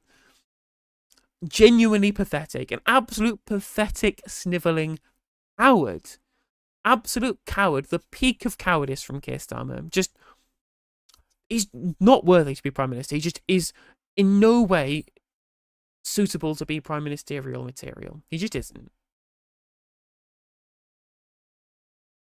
That's true at all. I think, as I saw on my way in, there are meetings planned from tomorrow morning, morning in the King's Speech, which should be a pretty busy day, I would think. And to my knowledge, number 10 are in regular contact with my Parliamentary Labour Party colleagues. In fact, one of my first jobs as Minister for Digital ID was to have a roundtable with the PLP chairs of each of the backbench committees in number 10 at the say-so of... This was as of yesterday, though, James. And second of all, I wouldn't be touting your links to digital ID. Not a popular policy. In the King's Speech, though, Labour learning nothing and Keir Starmer on his way to make the party less popular than pancreatic cancer. I'm tempted to ask how your job as Minister for Digital ID is going, but sadly we've got to go to a break. I can take that. And I do not understand how you can accuse Ash Sarkar of being provocative. She's never said a provocative thing in her life, have you? Butter wouldn't melt. Exactly. It wasn't a criticism, mate. I know, I was joking. 8:20. It's true, she is literally a communist. Literally, Keir today, and literally supposedly gone tomorrow. I am so fucking glad, chat. I am so glad. Wes Streeting is supposedly going to launch his leadership bid on the day I'm hosting Novara Live. Finally. Finally. It happens before I go on holiday, not the day I go on holiday. Thank Christ for that, chat. At least pancreatic cancer has a growth strategy. True. Oh my god. Oh, honestly, what a banger. Jesus. In Manchester, Russia, the Greens won by 22 percentage points of the local elections, so it's not going to be easy for Burnham. I do get the scoop. I feel terrible for cancer being infected with Netanyahu and Joe Biden as well. Oh, so honestly, you have to feel for cancer sometimes. So I can keep doing what I love. 7 C's, omega-3. Keep doing what you... 8:22 on LBC. Let me tell you who our panel is if you've just joined us. James Frith is a minister at the Cabinet Office. He's also a Science Minister and MP for Bury North. Richard Holden, Conservative Shadow Transport Secretary and MP for Basildon and Billericay. Ash Sarkar, Contributing Editor of Novara Media. And Annabel Denham, columnist for the Daily Telegraph. Right, Ray in Hampstead is on the line. Ray, what would you like to ask? Hi, good evening, Ian, and good evening, panel. Okay, look, we're in a complete turmoil here. It's a complete mess. My question would be this. If the Prime Minister decides to go and we have a new Prime Minister, will the new Prime Minister obviously then have to get his team ready? Who is left to be competent enough to run this country, Chancellor of the Exchequer, etc., etc., because they can't use the old lot. They were useless. Well, it'll be a mixture. I mean, I hope Ed Miliband sticks around as Energy Secretary. I know that he'll be absolutely gutted if he has to leave his baby. And Matthew Pennycook as the Undersecretary in Housing, probably a good person to keep around, but everyone else will probably have to move. And honestly, good. I mean, the caller is right, Ray from Hampstead, although they did say there would definitely be a man for some reason. There could be Angela Rayner, of course. But one of the key problems with this current government is that nobody who's in a ministerial position has a fucking clue what they're doing. Since when has Peter Kyle known anything? You know? Yeah, bring Lou Haig back as Transport Secretary. Make sure Ed Miliband sticks around in Energy. Make sure that Pennycook sticks around in Housing. Yeah, exactly. Give Miliband extra funding and let him run. So true. They probably have to choose a new chancellor because Rachel Reeves is really hated. But, you know, I think that if there's one thing that would make sure there was no bond market problem, it was both people promising they would keep Rachel Reeves in post, right? But no one else in the cabinet is any good. And so you could get people who've had actual roles in the things that they're talking about. You could get Dr. Rosina Allen-Khan as health secretary, someone who's actually had a job in health, not Wes Streeting using it as a springboard for leadership, as a careerist launch pad. And if they got Rosina Allen-Khan as health secretary, maybe trans people might stop killing themselves. You know? That would be nice. You get Annalise Dodds back as Women and Equalities because she actually supported a bunch of the self-ID stuff, and it was her baby that got taken away from her. Somehow re-elect Chuka Umunna and make him PM as the chaos option. I mean, to be fair, 4410, Chuka Umunna has been continually going in and out of number 10 because he's fucking fixing deals between the government and JP Morgan Chase.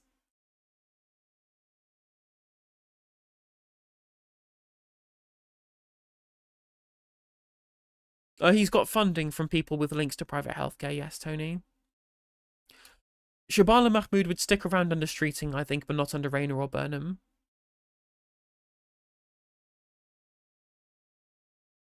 Yeah, Dodds was former Shadow Chancellor, yeah. Foreign Secretary? Dunno. They've all kind of got blood on their hands right now. Maybe it'd be Thornbury. Maybe she'd be Attorney General, potentially. We'd have to clear out a bunch of the fucking nobodies who don't know what they're doing, right? Like, Alexander would have to go. Phillipson would have to go. Kyle would have to go.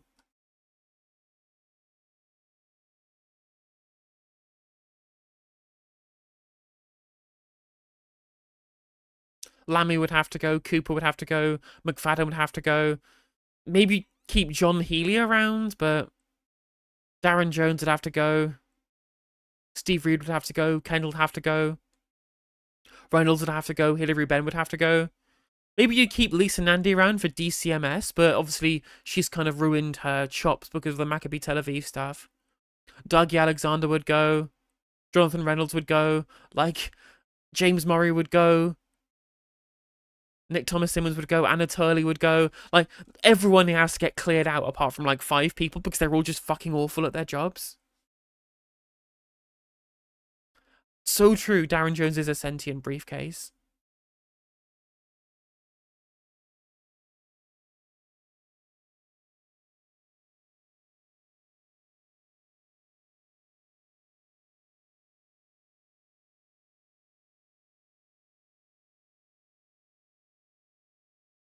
I guess, won't it? Ash? Well, look, one of the things that's been exceptionally depressing about this whole charade is that people have said, well, you can't change Prime Minister at this stage because who in the Parliamentary Labour Party could do it? Which, considering Keir Starmer had said the reason why we're blocking candidates in 2024, like Faiza Shaheen, is because we want the best quality candidates possible. If you're looking around and you've got a majority as, you know, the size of Texas, and you can't find a single candidate who you think could make a Prime Minister, it's a pretty bad showing. There's several of them. Well, no, I'm saying that like that's part of the argument being made by Starmerites. And I think that one of the feelings out there in the electorate is that they're not looking at the PLP and seeing people who they think, yes, you would make an exceptional Chancellor of the Exchequer. Yes, you'd be an exceptional, Minister for Education. And I think that that's testament to the sort of narrowing of our politics and who gets in there. I mean, just on that point, James, what message did it send to you and your backbench colleagues that Gordon Brown and Harriet Harman were exhumed on Saturday? Exhumed is a really good way of describing those fucking fossils. Oh, so true. And don't get me wrong, I don't have too much hate in my heart for Gordon Brown, but Harriet Harman's like ultimate fucking briefcase, you know? Interim leader whipping to abstain on the welfare bill. What a prick. Because, I mean, it doesn't sort of say that, I mean, normally you would think, OK, well, we want some fresh blood in. We want, Keir Starmer has always said we want to go further, faster. Sure. We want to be innovative. Sure. And we want to, and the electorate wants change. How does that signal change? I think that's a fair challenge. I mean, notwithstanding Harriet is a particular supporter and hero of mine. I suppose she could replace Jess Phillips now. Gordon, I do not want to get into trouble with Jess. And Gordon, obviously, well, you I think she's resigned. Yeah, I do. From a global finance point of view, there's obviously, I think, strong credibility still as to how he pulled the world together with the. Yeah, that's fine. We understand that, but surely there can be somebody who's actually already been elected rather than someone coming in through the fucking Lords. Honestly, right? Like, it's so funny to me. They just can't admit that they're actually a bunch of lackeys. This is, again, why we pointed out with that clip we watched from the podcast of Corbyn and Brandreth earlier, that Labour MPs don't know what they're fucking voting on because they're empty fucking suits there to rubber stamp the legislative agenda of Morgan McSweeney and not actual thinking individuals there to fill ministerial posts. Financial crisis. But to do that as the first thing you do after that election defeat, it's just crass politics. I think the optics of that were perhaps only half the story. What it should have also included was the embracing of new people from the PLP, just as quickly as the Prime Minister and Number 10 appointed some of the PPSs last night, perhaps. Yes, that was very... Also, by the way, this guy's a very northern accent, doesn't he, chap? MP for Bury North, so northern you can just tell how Mancunian this man is, living in Greater Manchester, representing Greater Manchester. Such a northern twang. He's going to be baking a bum cake any day soon, isn't he, chat? That was very quick, yeah. And you sound as if you didn't really think that was a good idea. No, it was just very quick. I mean, there's capability to move quickly, and that's what we need more of, actually. It reminded me, Richard, of the last days of Boris Johnson when, 57 ministers resigned and he kept replacing them. Yeah, I wasn't one of the people who resigned or replaced somebody, so I was just sat there in the background throughout that entire period. Did you get the call then? No. My call was later. When I... Yeah, he was born in London, of course, like everybody who's been parachuted in as a fucking suitcase, briefcase wanker, Honestly. During the cabinet, but no, I think the interesting thing at the moment around the debate is that the actual debate really is around Andy Burnham, right? That's what the debate within the Labour Party appears to be at the moment. Should we? Are they not going to actually remove the Prime Minister because they're going to try and wait for Andy Burnham to get a seat or something, which seems a bit odd, as if contact with reality will suddenly make the next Labour leader, make all the questions, make everything easy, a bit like when Labour came in and thought, well, we're the nice people, so surely everything is going to be easy, and the world is going to be, there's suddenly all the problems the country faces are going to go away, and it's not quite worked out like that. I just wanted to pick back up on a little bit what you were talking about just before the break, Ian, around the that sort of hatred and things on the doorstep. I don't think the Prime Minister. I agree with you. I don't like using that language at all, actually. But I think there is genuine, real, severe disappointment in the government at the moment, and it's interesting for the first time being a Conservative out on the doorstep. And Keir is an anchor on is definitely dragging his party down. On the flip side, Kemi is definitely more popular than the Conservative Party brand is at the moment. Amongst the 5 people who've heard of her. Did you just call Keir Starmer? As someone who lives in the constituency next door, it pisses me off. I used to live in the constituency below. I used to live in Bury South. Yeah, it's fucking ridiculous. Just how many London fucking professionals have been parachuted in. Oh, which reminds me, chat. Not done a school check yet. Let's have a look. He's the son of Richard Frith, who formerly served as the Bishop of Hull and the Bishop of Hereford. Retired Anglican bishop. Privately educated at Monkton Combe School and Taunton School, and then studied at Manchester Met. That was a waste of private education, wasn't it? I hate to be snobby in terms of the university you go to. It doesn't matter what university you go to, and you're glad you're getting educated. But it is funny that to get a huge amount of private education and end up at MMU, it's quite funny to me.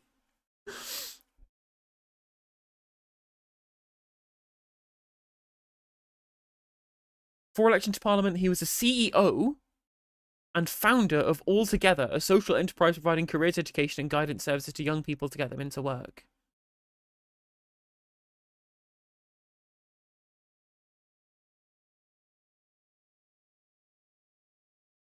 To be fair, he has lived in Bury for the last 17 years, so he is an adopted Mancunian. I'll let him off lightly. I will let him off for being born in London if he's been an adoptive Manc for the last 17 years. Okay, that's fair enough. That's fair enough. Lived in a grew up in a pebble-dashed cathedral.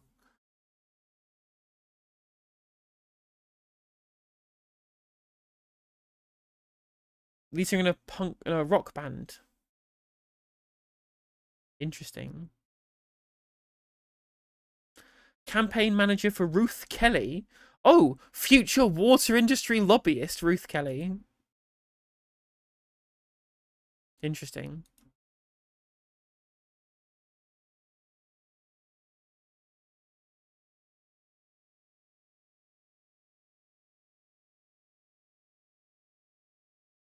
An anchor. At least I hope it was an anchor. He is an anchor, yes, Right. definitely an anchor on there. The Conservatives didn't feature in.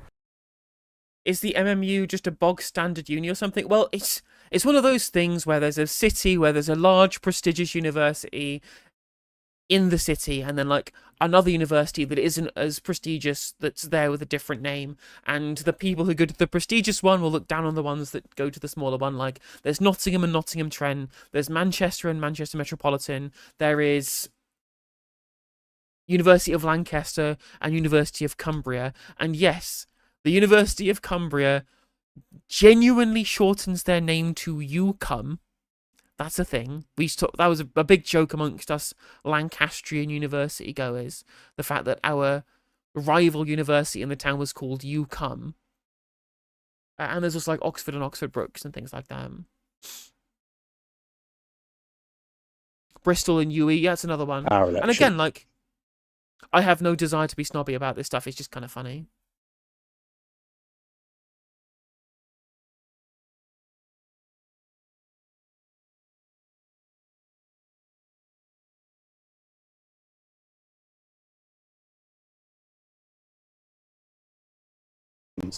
Richard, I'm sorry to tell you, but they did not show up. The voters or the. Well, I mean, have a look across the country at the results, right? And Labour lost vast quantities of seats. So did you? Well, I mean, we held on to a lot more than. The UCum University. Keir Starmer, clearly a fucking alumnus of the UCum University, which I'm gonna have to put on the No Justice MTG out of context account. Keir Starmer, the alumnus of the UCum University.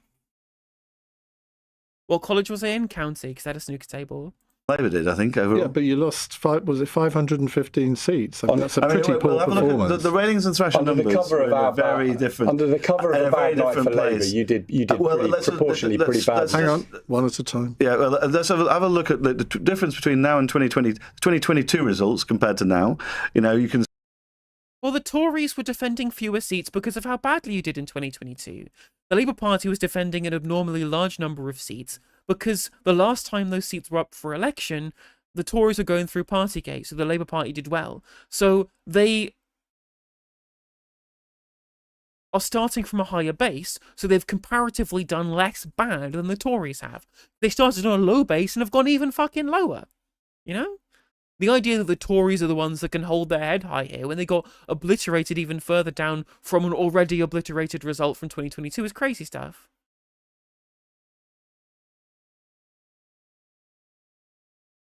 Lancaster is more fancy these days. You need 3 A's now. It's like number 10. Wow, I didn't know that. I think it was like 15th or something when I went to study astrophysics. I chose Lancaster because they're like they're a specific physics-based university. They had a whole kind of range of interesting physics courses.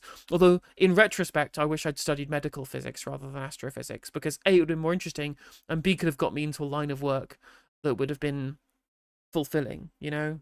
The medical physics stuff would have been a real-world application that I would have liked to have done. I failed anyway, right? Turns out astrophysics is difficult, hence why I then worked at CX in a call centre, and I'm now a YouTuber, right? But I probably would have passed if I had done medical physics, as I probably would have had more of a motivation to do well.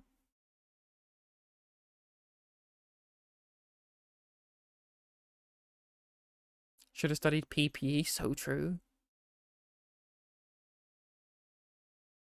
See those London boroughs of huge changes in London, very much us versus Labour. And outside, yes, you're absolutely right. The 2021 high watermark local election results, when we were on 43% in the polls nationally, and Labour lost half the poll. You're absolutely right. Worse than then. Let's get back to the question. Catastrophically worse. Let's get back to the question, because Ray wants to know if the PM does stand down and we get a new replacement, who would be in that new PM's cabinet? And surely we should have a general election. That was a question. I mean, you're not going to call for a general election, Richard, are you, given all of the arguments that you would have put forward when Labour did that? I mean, Angela Rayner, there's a video of her doing the rounds of calling for a general election. I don't think it would make any difference, because with the 400 plus Labour MPs at the moment, I don't think any of them is going to vote for a general election anytime soon. So but you're not going to call for one, are you? Well, no, I think what we want to see is a change in Prime Minister. Let's keep our focus on the main thing at the moment.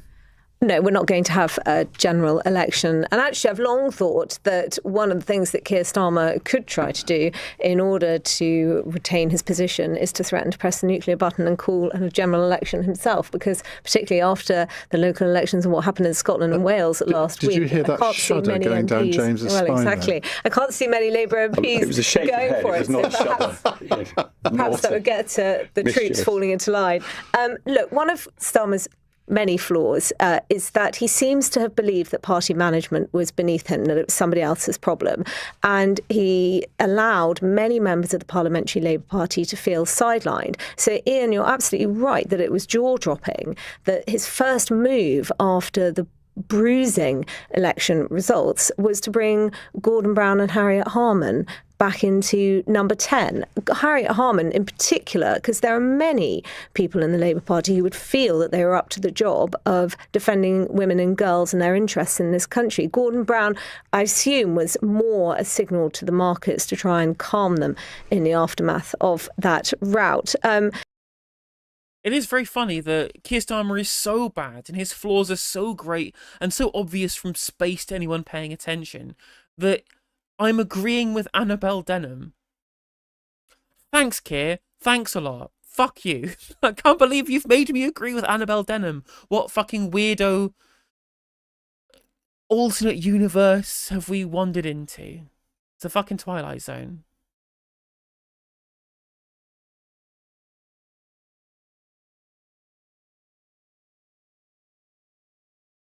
I'm sorry, this woman looks and sounds like if PFI was a human being. So true, Glasgow. So true. The fact that there's no oven-ready, obvious candidate to replace Starmer is also hardly a sort of re-endorsement of the talent within the party. Obviously, you've got Andy Burnham, who many Labour MPs seem to believe will be their saviour, having forgotten that he's tried for the Labour leadership twice before and failed. Ed Miliband, if he wants the job, lost a winnable election in 2015. Angela Rayner was the housing secretary who allowed herself to be embroiled in a housing scandal. And Wes Streeting does not have the support of sufficient numbers of members of Parliament, but also Labour members who will get the ultimate deciding vote. So it's not clear who would replace him, nor indeed who that person would put in their cabinet. But if it is Wes Streeting, I do wonder whether he might make Starmer Foreign Secretary, given the Prime Minister has behaved like the Foreign Secretary for the last 2 years, regardless. So true. Literally, she's so true. He has been the Foreign Secretary. He's not actually been the Prime Minister. He's not been engaging with the Parliamentary Party. He's not been directing policy. He's not been actually managing a team. He's not been doing anything other than flying around talking to foreign dignitaries. He's literally the Foreign Secretary. Again, she's making me agree with her. Fuck you, Keir. Why? Why did you have to do this to me, Keir? What did I do to deserve this? Actually. I just think that if you get Wes Streeting in as Labour leader, that's basically Starmerism on steroids. And this problem that Labour canvassers are encountering on the doorstep, which is, I don't want to vote Labour. They're not really Labour anymore. They don't stand for my values. I'm going to give my vote to the Green Party if you're in London, or another party which seems to be standing more for working people. You're just going to get that accelerating even more. And I think that this is part of Starmer's problem, which is, yes, this was a huge breakthrough for reform, right? Undeniably a huge breakthrough for reform in this set of local elections, building on what was already a massive historic breakthrough the year before. But part of why reform could do so well is because the Green share of the vote was going up. And those are disaffected Labour voters who perhaps could be tempted back by Andy Burnham. It's no sure thing, but maybe they could. They definitely won't be by streeting. Well, except for the fact that reform slaughtered Labour in its traditional working class heartlands. Those are not necessarily the sorts of voters who will find Andy Burnham particularly appealing. What they Hang on a minute, what? These are specifically the voters that Andy Burnham wins back. He's possibly the only figure who could potentially, like, salvage some of this kind of exploded coalition that Labour have lost over the last, like, year and a half. How they would be won back by fucking haunted Cabbage Patch doll Wes Streeting and his do Blairism all over again, given the fact that the breaking of the coalition of Labour isn't a very explicit rejection of Blairism in terms of social policy coming from the post-industrial red wall type older constituencies, and the economics of Blairism from the younger metropolitan or socialist left wing. The idea that just the Blairism Mark II electric boogaloo candidate Wes Streeting would win these people back is insane. A guy who looks and sounds like someone from the area, who believes in a strategy that's been really good in making Manchester a thriving economy over the last 6 years or whatever, last 8 years, is the ideal person to win these people back because he's shown that he cares about them. The fact that even he could win round Tory and Reform voters in Greater Manchester shows you that he has at least the personality and the charisma and the ability to win these people over that Streeting clearly doesn't have. The idea that Streeting is the red wall candidate and Andy Burnham isn't is insane. That's insane to suggest a thing. Well, I'm glad normality has resumed now, and I can disagree with Annabelle Denham again. care about more than anything else is immigration. But my point is this, is that, you know, obviously places win parliaments, but people aren't homogenous within them.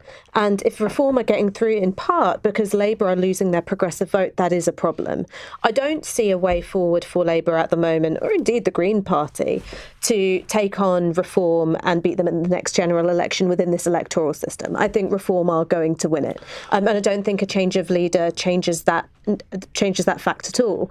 But Labour can't do what they've been doing, which is essentially telling their, left flank to, go and swivel. If you don't like it, there's the door, we're shaking off the fleas, all that kind of thing. Whilst at the same time, never going to be tough enough in immigration to win back a Reform curious voter. I'm just not sure that Labour can win back those progressive voters in university towns, students, the Muslim vote that's gone to the Greens already. And one way that they could potentially have achieved that was by promising to put returning into the customs union and single market in their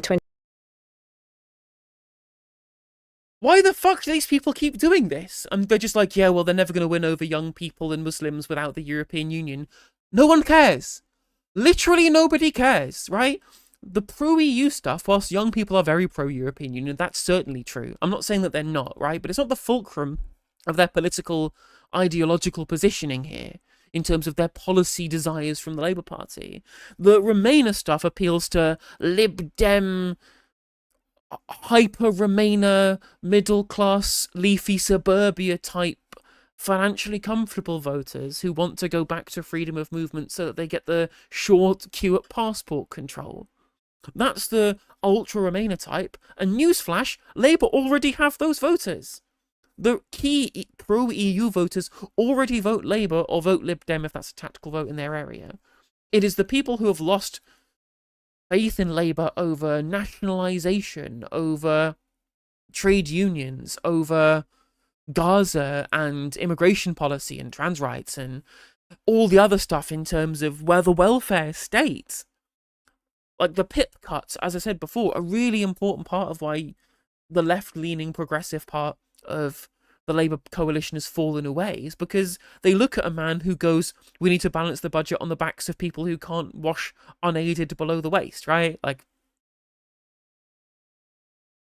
you don't win those people back unless you change the economic prospectus. And the idea that freedom of movement with the EU or a customs union would win back these voters when it just wouldn't, shows you how little anybody from our political media class pay attention to what Green voters think and or want.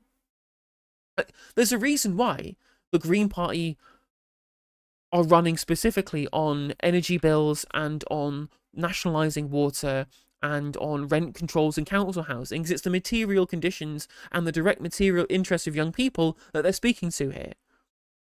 Woolly stuff like we'll get more growth within the single market isn't going to cut it in terms of the real kitchen table policy the Green voters are looking for and the progressive voters are looking for. The idea that it's something to do with our relationship with Europe is the kind of opinion that you hear from right-wingers who only spend time with the liberals and not with the leftists.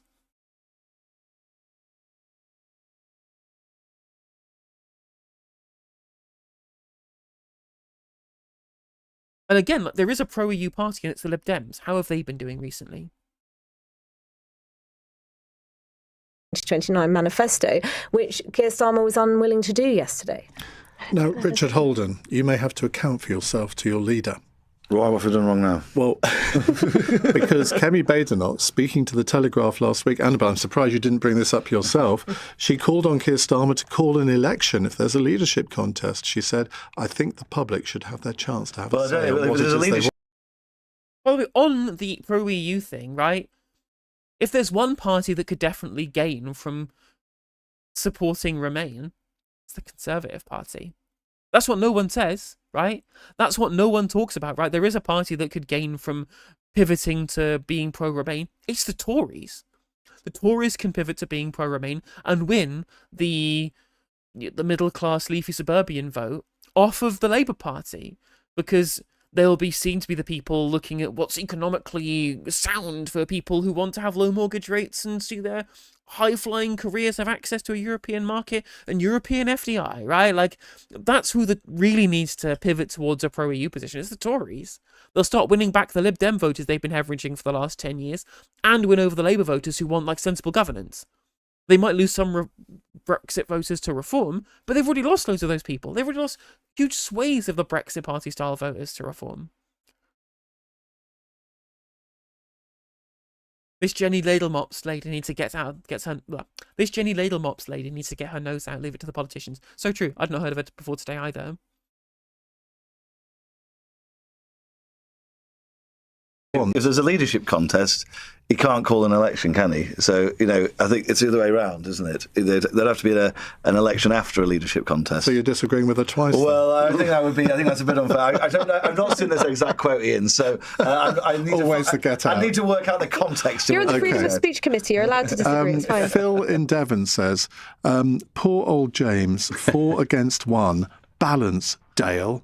No, we have 2 right-wing not columnists, well, 2 right-wing panellists and 2 left-wing panellists. That's what I call balance. Sorry for that. 2024 Mandelson approved intake, left-wing. Yeah, bit of a stretch, Ian. One left-wing panel. Yeah, I think I knew do you not class yourself? I'm definitely on that side of the political aircraft. Ash might be further out on the wing. Yeah, exactly. I may be in the fuselage bit. Okay, well, let's not go down that road. Literally, they even admit that they're fucking boring liberal centrists. God, my Democratic Socialist Party, it's very sick. Right, more of your questions to come. It's 8:34. News headlines on LBC. Are there any other important questions? How can we improve the Labour Party? With the 4 nations of the UK split? Oh, it's all interesting. I need to go through. It's already 9 PM, and I need to go through some more segments. Oh God, so much. Oh God, it's so much better when there's a lefty on the panel. The discussion gets so much more interesting. And then you just knew that Ash wanted to jump in and go, oh, it's not really about the EU, though, is it? I hate that even embarrassed to say even centre left. Yeah, literally, what the fuck is up with the Labour Party? Mate, you're sat in the fucking aisle and the lady can't get the trolley past. So true. Sexist of you to assume, Sieg, it would be a lady pushing the trolley on the plane? How dare you? It could be an incredibly feminine gay man. Stereotypes. Whoa, gender! The Lib Dem leader, Davey, won't even say they've rejoined, but the Greens do. I mean, that is true. But the Greens don't really talk about it as much.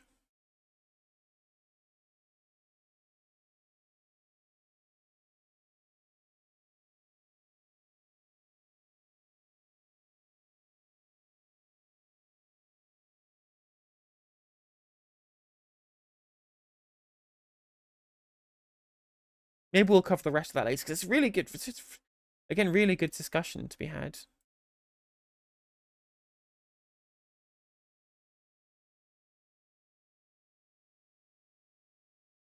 I'll tell you what we'll do. We'll just watch what Ash has to say about improving the Labour Party, shall we?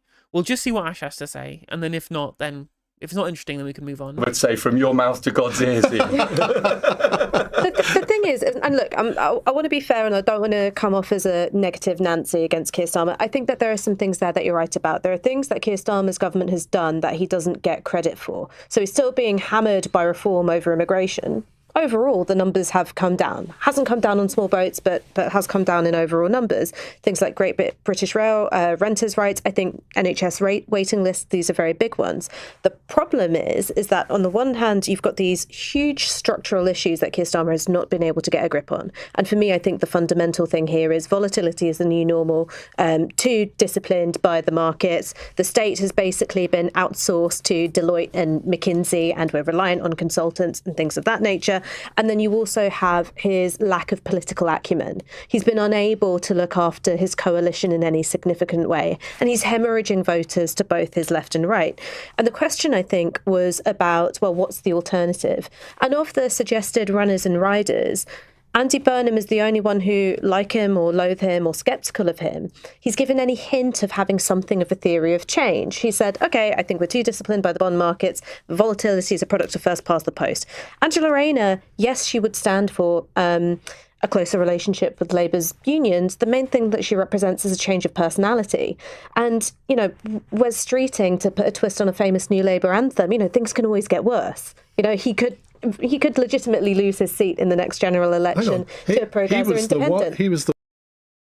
She's absolutely right. Like, Andy Burnham does specifically call out privatisation, first past the post, the reliance on the financial sector, and broadly the fact there's not been any kind of change since 2008. He does recognise these things.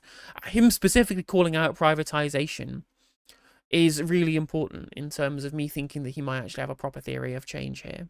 That is the really, really important difference between Burnham and Starmer. And Burnham has been able to put that into practice and show that he can achieve that as Mayor of Greater Manchester. That's the thing.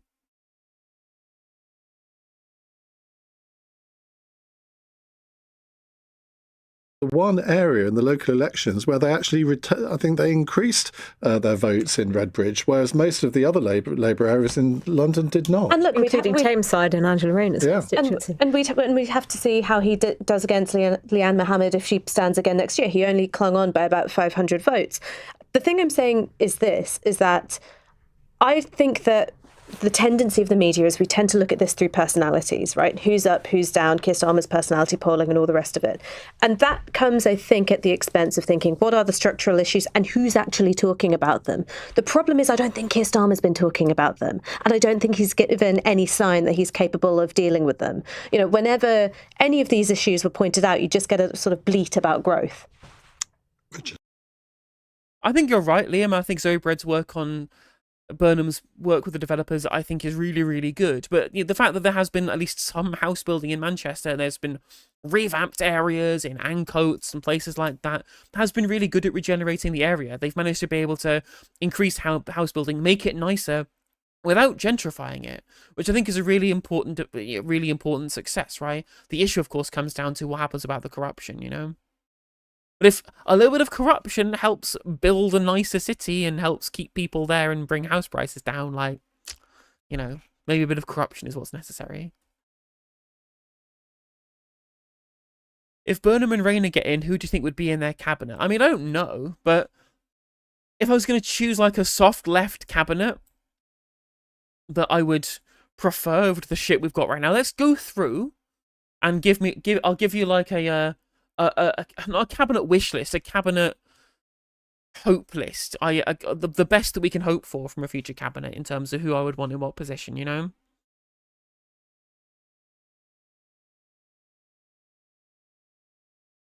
So obviously they're probably, I guess, PM Rayner or Burnham is all we can hope for. I don't know, don't care. I'm assuming the deputy would probably end up being Lucy Powell because she would still be deputy leader. They increased the number of councillors, though, Marxist Chartists, because the vote against them was split. Who would I I mean, probably want Miata Fanbule as Chancellor, probably. I know that some soft left would end up picking fucking Torsten Bell, but Miata Fanbule as Chancellor would probably be my ideal Chancellor, I guess. Foreign Secretary, probably would... Who would it be? Because I want Thornbury as Attorney General. Who would be Foreign Secretary? Who's been good on Palestine, who's like high up enough in the party to be a minister? Is there anyone who's been good on Palestine in the Labour Party? Anyone? Bueller? Thank you, Sergei Meerkat, for the £5. I watched a video by the channel The Fine Print, and the money hand over to privatised companies is disgustingly high. That's unfortunate if that's the case.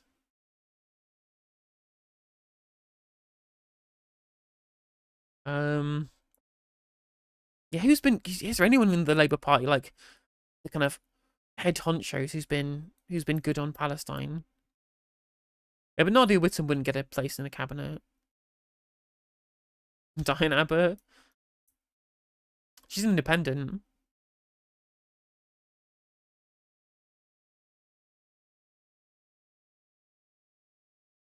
All the good on Palestine people were kicked out.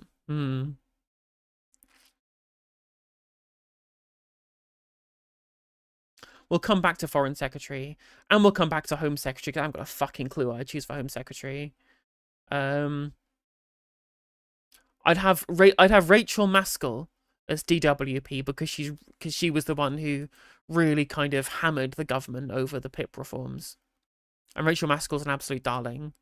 She's genuinely too nice to be in the Labour Party. She's too good for the Labour Party.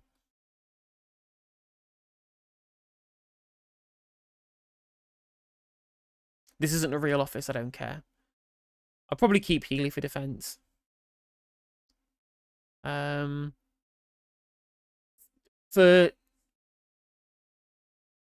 health and social care, for DHSC, I would definitely go with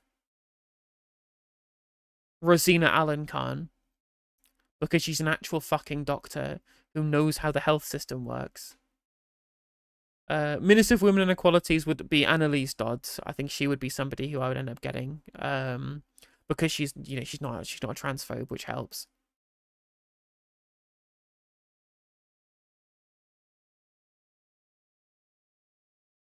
I think regardless of whether it's Rayner or Burnham as Prime Minister, I would have whichever one isn't Prime Minister as Secretary of State for Housing and Local Government, given the local government is basically Andy Burnham's whole thing now. Ed Miliband would stay on as Energy Secretary. Education, I don't know. Are there any actual people with any educational expertise in the current Parliamentary Labour Party? Whichever minister ends up being Minister of Justice, can get them to hang Steve Reed, please. Dawn Butler for Women and Equalities. Actually, that's not a bad shout. Actually, I do like Dawn a lot.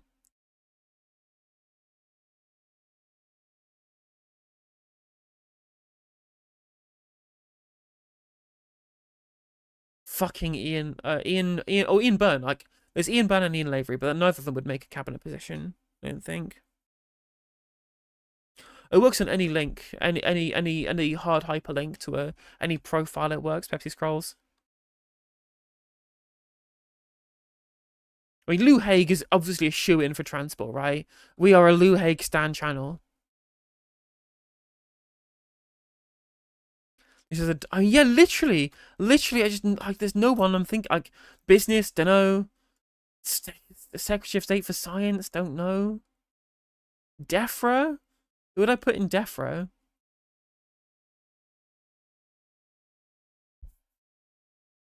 Actually, I tell you what, actually, no, I wouldn't have Rayner or Burnham as housing. I'd have Clive Betts. I'd have Clive Betts because he was the select committee chair for housing at the last Parliament, and he suggested confiscating houses from shitty landlords. Literally, Clive Betts is based as fuck. He's in Sheffield East, is he?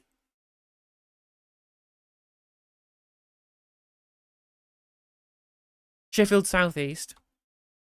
Yeah, I'd have Clive Betts as housing just so he can just so he can go all Mao on the fucking landlords.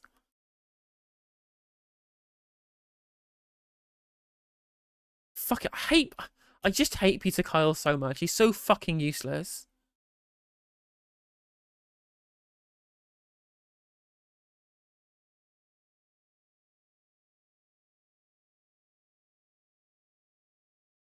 For legal reasons, Helena meant a nice portrait hanging on the wall for yes, very true. That's exactly what I said.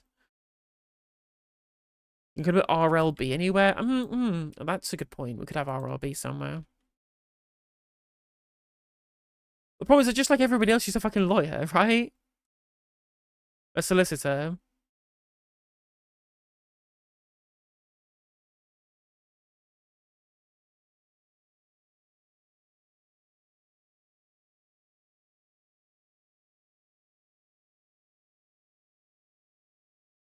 Maybe I'd want John McDonnell as business and trade.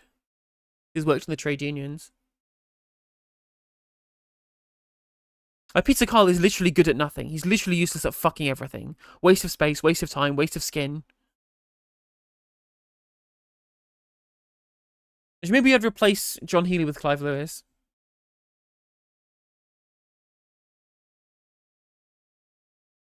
God, they're all so bad.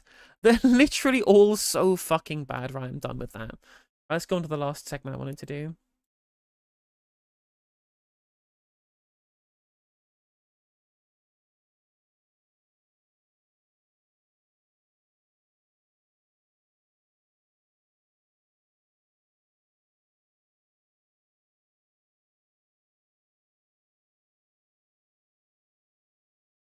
Yeah, Peter Kyle is literally a sentient briefcase. He's the fucking worst. He's again like at least Steve Reed is evil, and that means he's kind of interesting.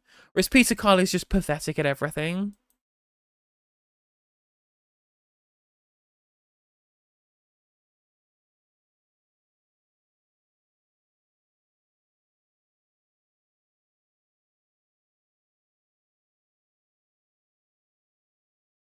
That's true, Nim and be praised, yeah.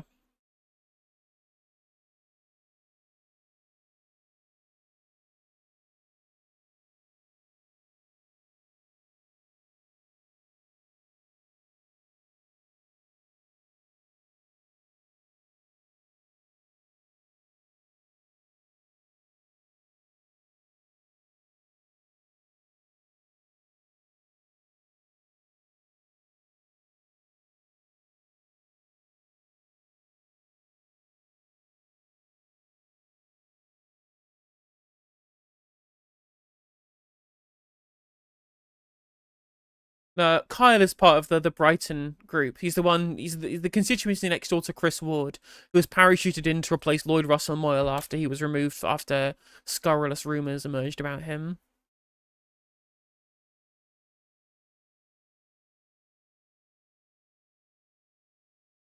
Yep, totally true, Valence. I mean, and Emma Reynolds used to be an MP as well.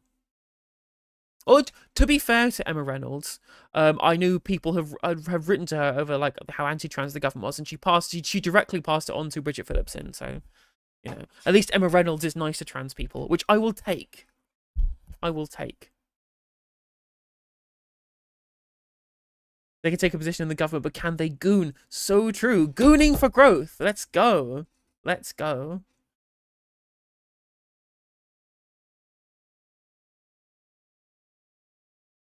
A PLP tier list. It would take for fucking ever, wouldn't it?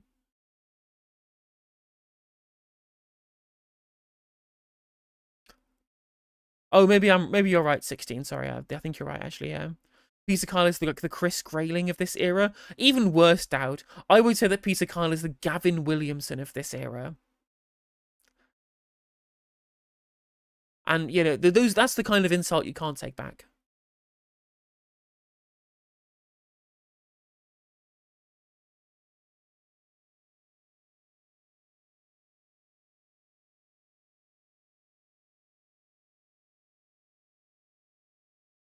He's a fan of Arsenal. That's all he meant, Nat Wenger. Nat Wagner, sorry.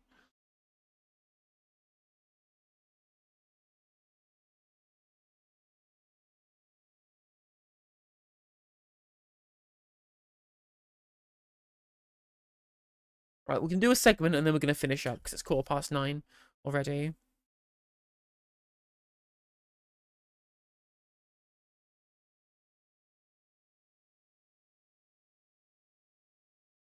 Given the Electoral... I'll start that again.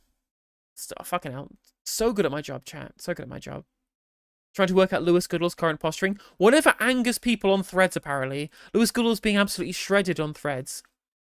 Specifically because he's been critical of Keir Starmer, and that's a big no-no for people on Threads.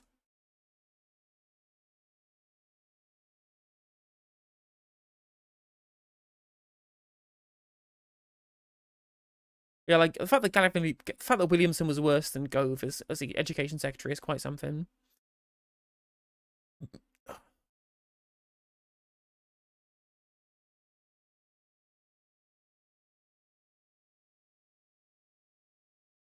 Given the fact that Keir Starmer has absolutely tanked his approval ratings, and it seems that the one thing that unifies the country is their hatred of Keir Starmer, the political class in this country have been trying to figure out why this has happened. Now, of course, anyone who's paying any attention to how Keir Starmer has operated will know that, of course, as the Labour Party, he would instantly anger everybody on the right of politics. He has angered anybody over the age of 65 with winter fuel, and he's absolutely shat his base through the floor because he deliberately tried to antagonise them to win over swing voters in swing constituencies who are kind of aspirational professional types by essentially saying that he wouldn't do anything massively left-wing at all, you know? So that's the reason why he's hated, is that his political opponents hate him, and he's deliberately told his own political allies that he hates them and that their fleas to be shaken off and that the door was open and they could leave. He's also somebody uniquely unpopular because of his lack of vision. At a time of societal entropy, you need a signpost pointing the right way, and he is a weather-vane politician expecting the wind to blow him in the direction that he should point. And of course, when the wind is blowing in all directions, he can't find a way with which to point. So he looks empty and a failure in the eyes of the public at a time when the public is looking for someone to show them the right direction, and he's not doing that. And of course, he's a massive liar, not only to his own party, not only to his own MPs, but to the country more broadly in terms of manifesto pledges that got broken, or things that they're doing that weren't in the manifesto, or the pledges that were broken to the Labour membership. Like, he's deliberately lied to basically everybody who's been part of a potential electorate as an electoral strategy, right? Will lie to the electorate as an electoral strategy to try and win, which will win you once, right? It's good to win once, but it doesn't last. You can't win a second time, which everyone realises you keep lying to them, you know? And so that's why he's unpopular. But the political and media class specifically have been very confused because their assessment of Keir Starmer is not that. Because they're not affected by policy. They're the political media class. They're the people who get paid handsomely for writing misinformed screeds in their underpants in bed, or tippy-tapping on their MacBook in Starbucks, because that's how journalists operate in this country, and indeed how political actors operate too, it seems, insofar as they subcontract all the decision-making out to consultancies and don't bother actually learning what they're supposed to do. Anyway, their lack of engagement with the actual policies and politics of Keir Starmer as an individual, and their lack of connection with the lives of real people in this country during a time of societal entropy, means that they just don't get it. They're really confused as to why Starmer is so hated. He's the kind of centrist, sensible briefcase politician that we were always told, it was drummed into us, was the kind of person who'd be successful. Nice haircut, inoffensive manner, doesn't believe in anything nasty and populist, you know? Therefore, he should be really popular, and they can't get why he's not popular. And the line they've come out with, the line they've constantly come out with to justify why Keir Starmer must be hated is not that it's his fault. No, they think it's the voters' fault. Good video by SK the Crusader today about people in the media blaming the public for hating the Prime Minister and not the Prime Minister for driving away the public. And the solution to square this circle is that they have decided, in the infinite wisdom as the political media class, that the country is ungovernable. It's impossible to govern Britain. The voters are just too expectant of the government to do literally anything good for them, and they refuse to accept when Sir Keir, Sir Briel Cream himself, the super briefcase in number 10, isn't good. That means that they are ungovernable. It's not Keir Starmer's fault. It's not Labour's fault. It's not our fault as the media for misinforming people and not properly extolling to them what policy is and how it works. No. It's the public's fault for not liking Keir Starmer. And the iPaper have conveniently released a video on why the UK is ungovernable, and we're going to take it apart right now. Is Britain ungovernable? With calls for Starmer, Britain's 7th Prime Minister in 10 years, to resign, it's a question many have been asking. Back in the early 2000s, after 11 years of Margaret Thatcher, 6 years of John Major, and 13 years of Labour government under Tony Blair and Gordon Brown, no one could have expected this extraordinary turnover. So, what's actually going on? Well, experts say there are 5 main reasons. First, voters think the system is broken. The cost of living crisis, economic productivity, dealing with an ageing population, and illegal migration have all divided the electorate. And pollsters say the current scale of public frustration and despondency about politics and the state of the country should not be underestimated. That's not the electorate being ungovernable. That's a failure of the political class to solve these problems, right? The political class could have solved these issues by actually having any kind of changing economic settlement since the financial crisis when all of this entropy started. Trying to say this is the electorate's fault for being ungovernable when they are responding to failures of the political class to deal with the ageing population, to not do stupid austerity during a liquidity trap when there was infinite free money available to invest in a new economic settlement with investment in new jobs, in some kind of Marcora law to be able to get people out of unemployment and give them a stake in society that could have been done to revamp our transport into building a new industrial strategy. All of these things we could have done and we didn't do. Instead, we cut welfare for the disabled and drove people into poverty and in some cases suicide, right? That's what austerity did, you know? And then we tried to blame it on migrants, who then became the single fucking scapegoat for all of the failures of the political class, right? That's a political failure of politicians, not of the public. That's not the electorate being ungovernable. That's politicians being shit. There are other causes too. Social media has completely changed politics. The traditional party loyalties of voters have broken down. The algorithm-driven platforms as MPs promise unrealistic policies and ideas which leave their supporter base disappointed. That's not true. Social media has, of course, affected politics. You'd be stupid to say that that was the case. And I obviously think that social media has made us a little bit less forgiving of politicians, and it's made their oopsie moments go much more viral, right? But it's also been a boon for politicians as well. You look at Zohran Mamdani, New York City isn't ungovernable. He's been absolutely fine at governing it and been using social media effectively to communicate his message. So it's a double-edged sword here in terms of getting the message out to constituents, you know? Whilst it has made the public more volatile, more contentious because of algorithmic engagement, right? I think that's true. That can't be the sole reason that we've become ungovernable, as this says. And it's not like politicians have been promising the world. It's not that they've been promising unrealistic policies. They've just been passing policies. They've just been suggesting policies from the populist left and populist right that are deemed to be unserious by a political media class who've supported the kind of politics that was deemed serious that's gotten to this failure, as was detailed at the start of the video. Right? That's the reality here, is that actually we can have better policies. It's just that no one from the sensible centre has thought that it was worth doing. That's the reason why it's a problem. And the two-party system is breaking down, not because of social media. The two-party system is breaking down because in chasing a very specific sector of the electorate to win under first past the post, both parties have told their actual voter bases, their base electorate, to fuck off. Quite literally in terms of Keir Starmer, when he said the door was open and you can leave. And his advisors and an insider briefed to the press that they were shaking off the fleas. You know, that's really why party loyalties have broken down. Not because of social media and ungovernable electorates. It's because of the fact that to chase the centre, the base has been left high and dry. Or in some cases, actively pushed away. And that would always be the reality.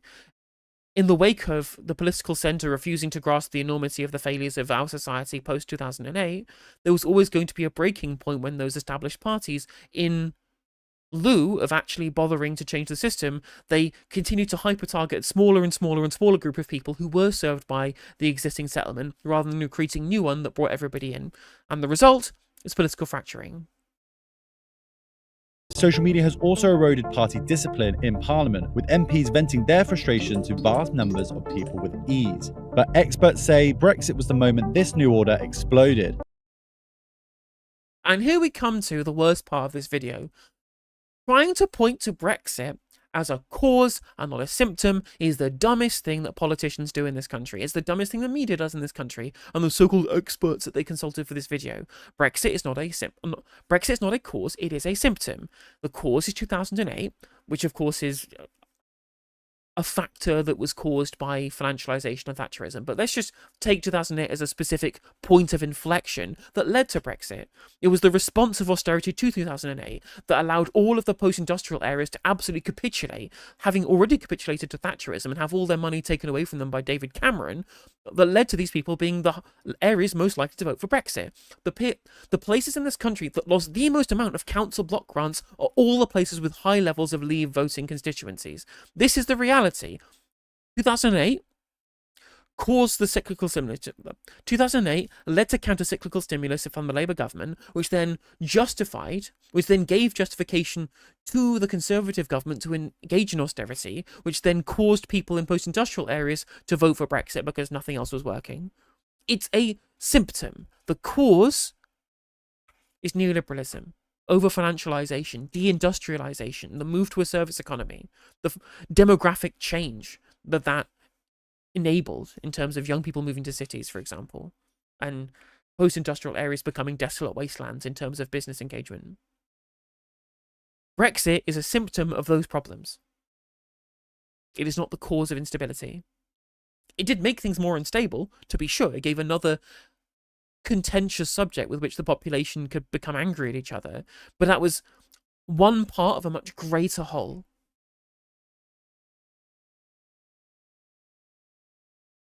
Causing a serious voter divide and destroying the premierships of David Cameron and Theresa May. I tried 3 times. As well as causing the downfall of their successors.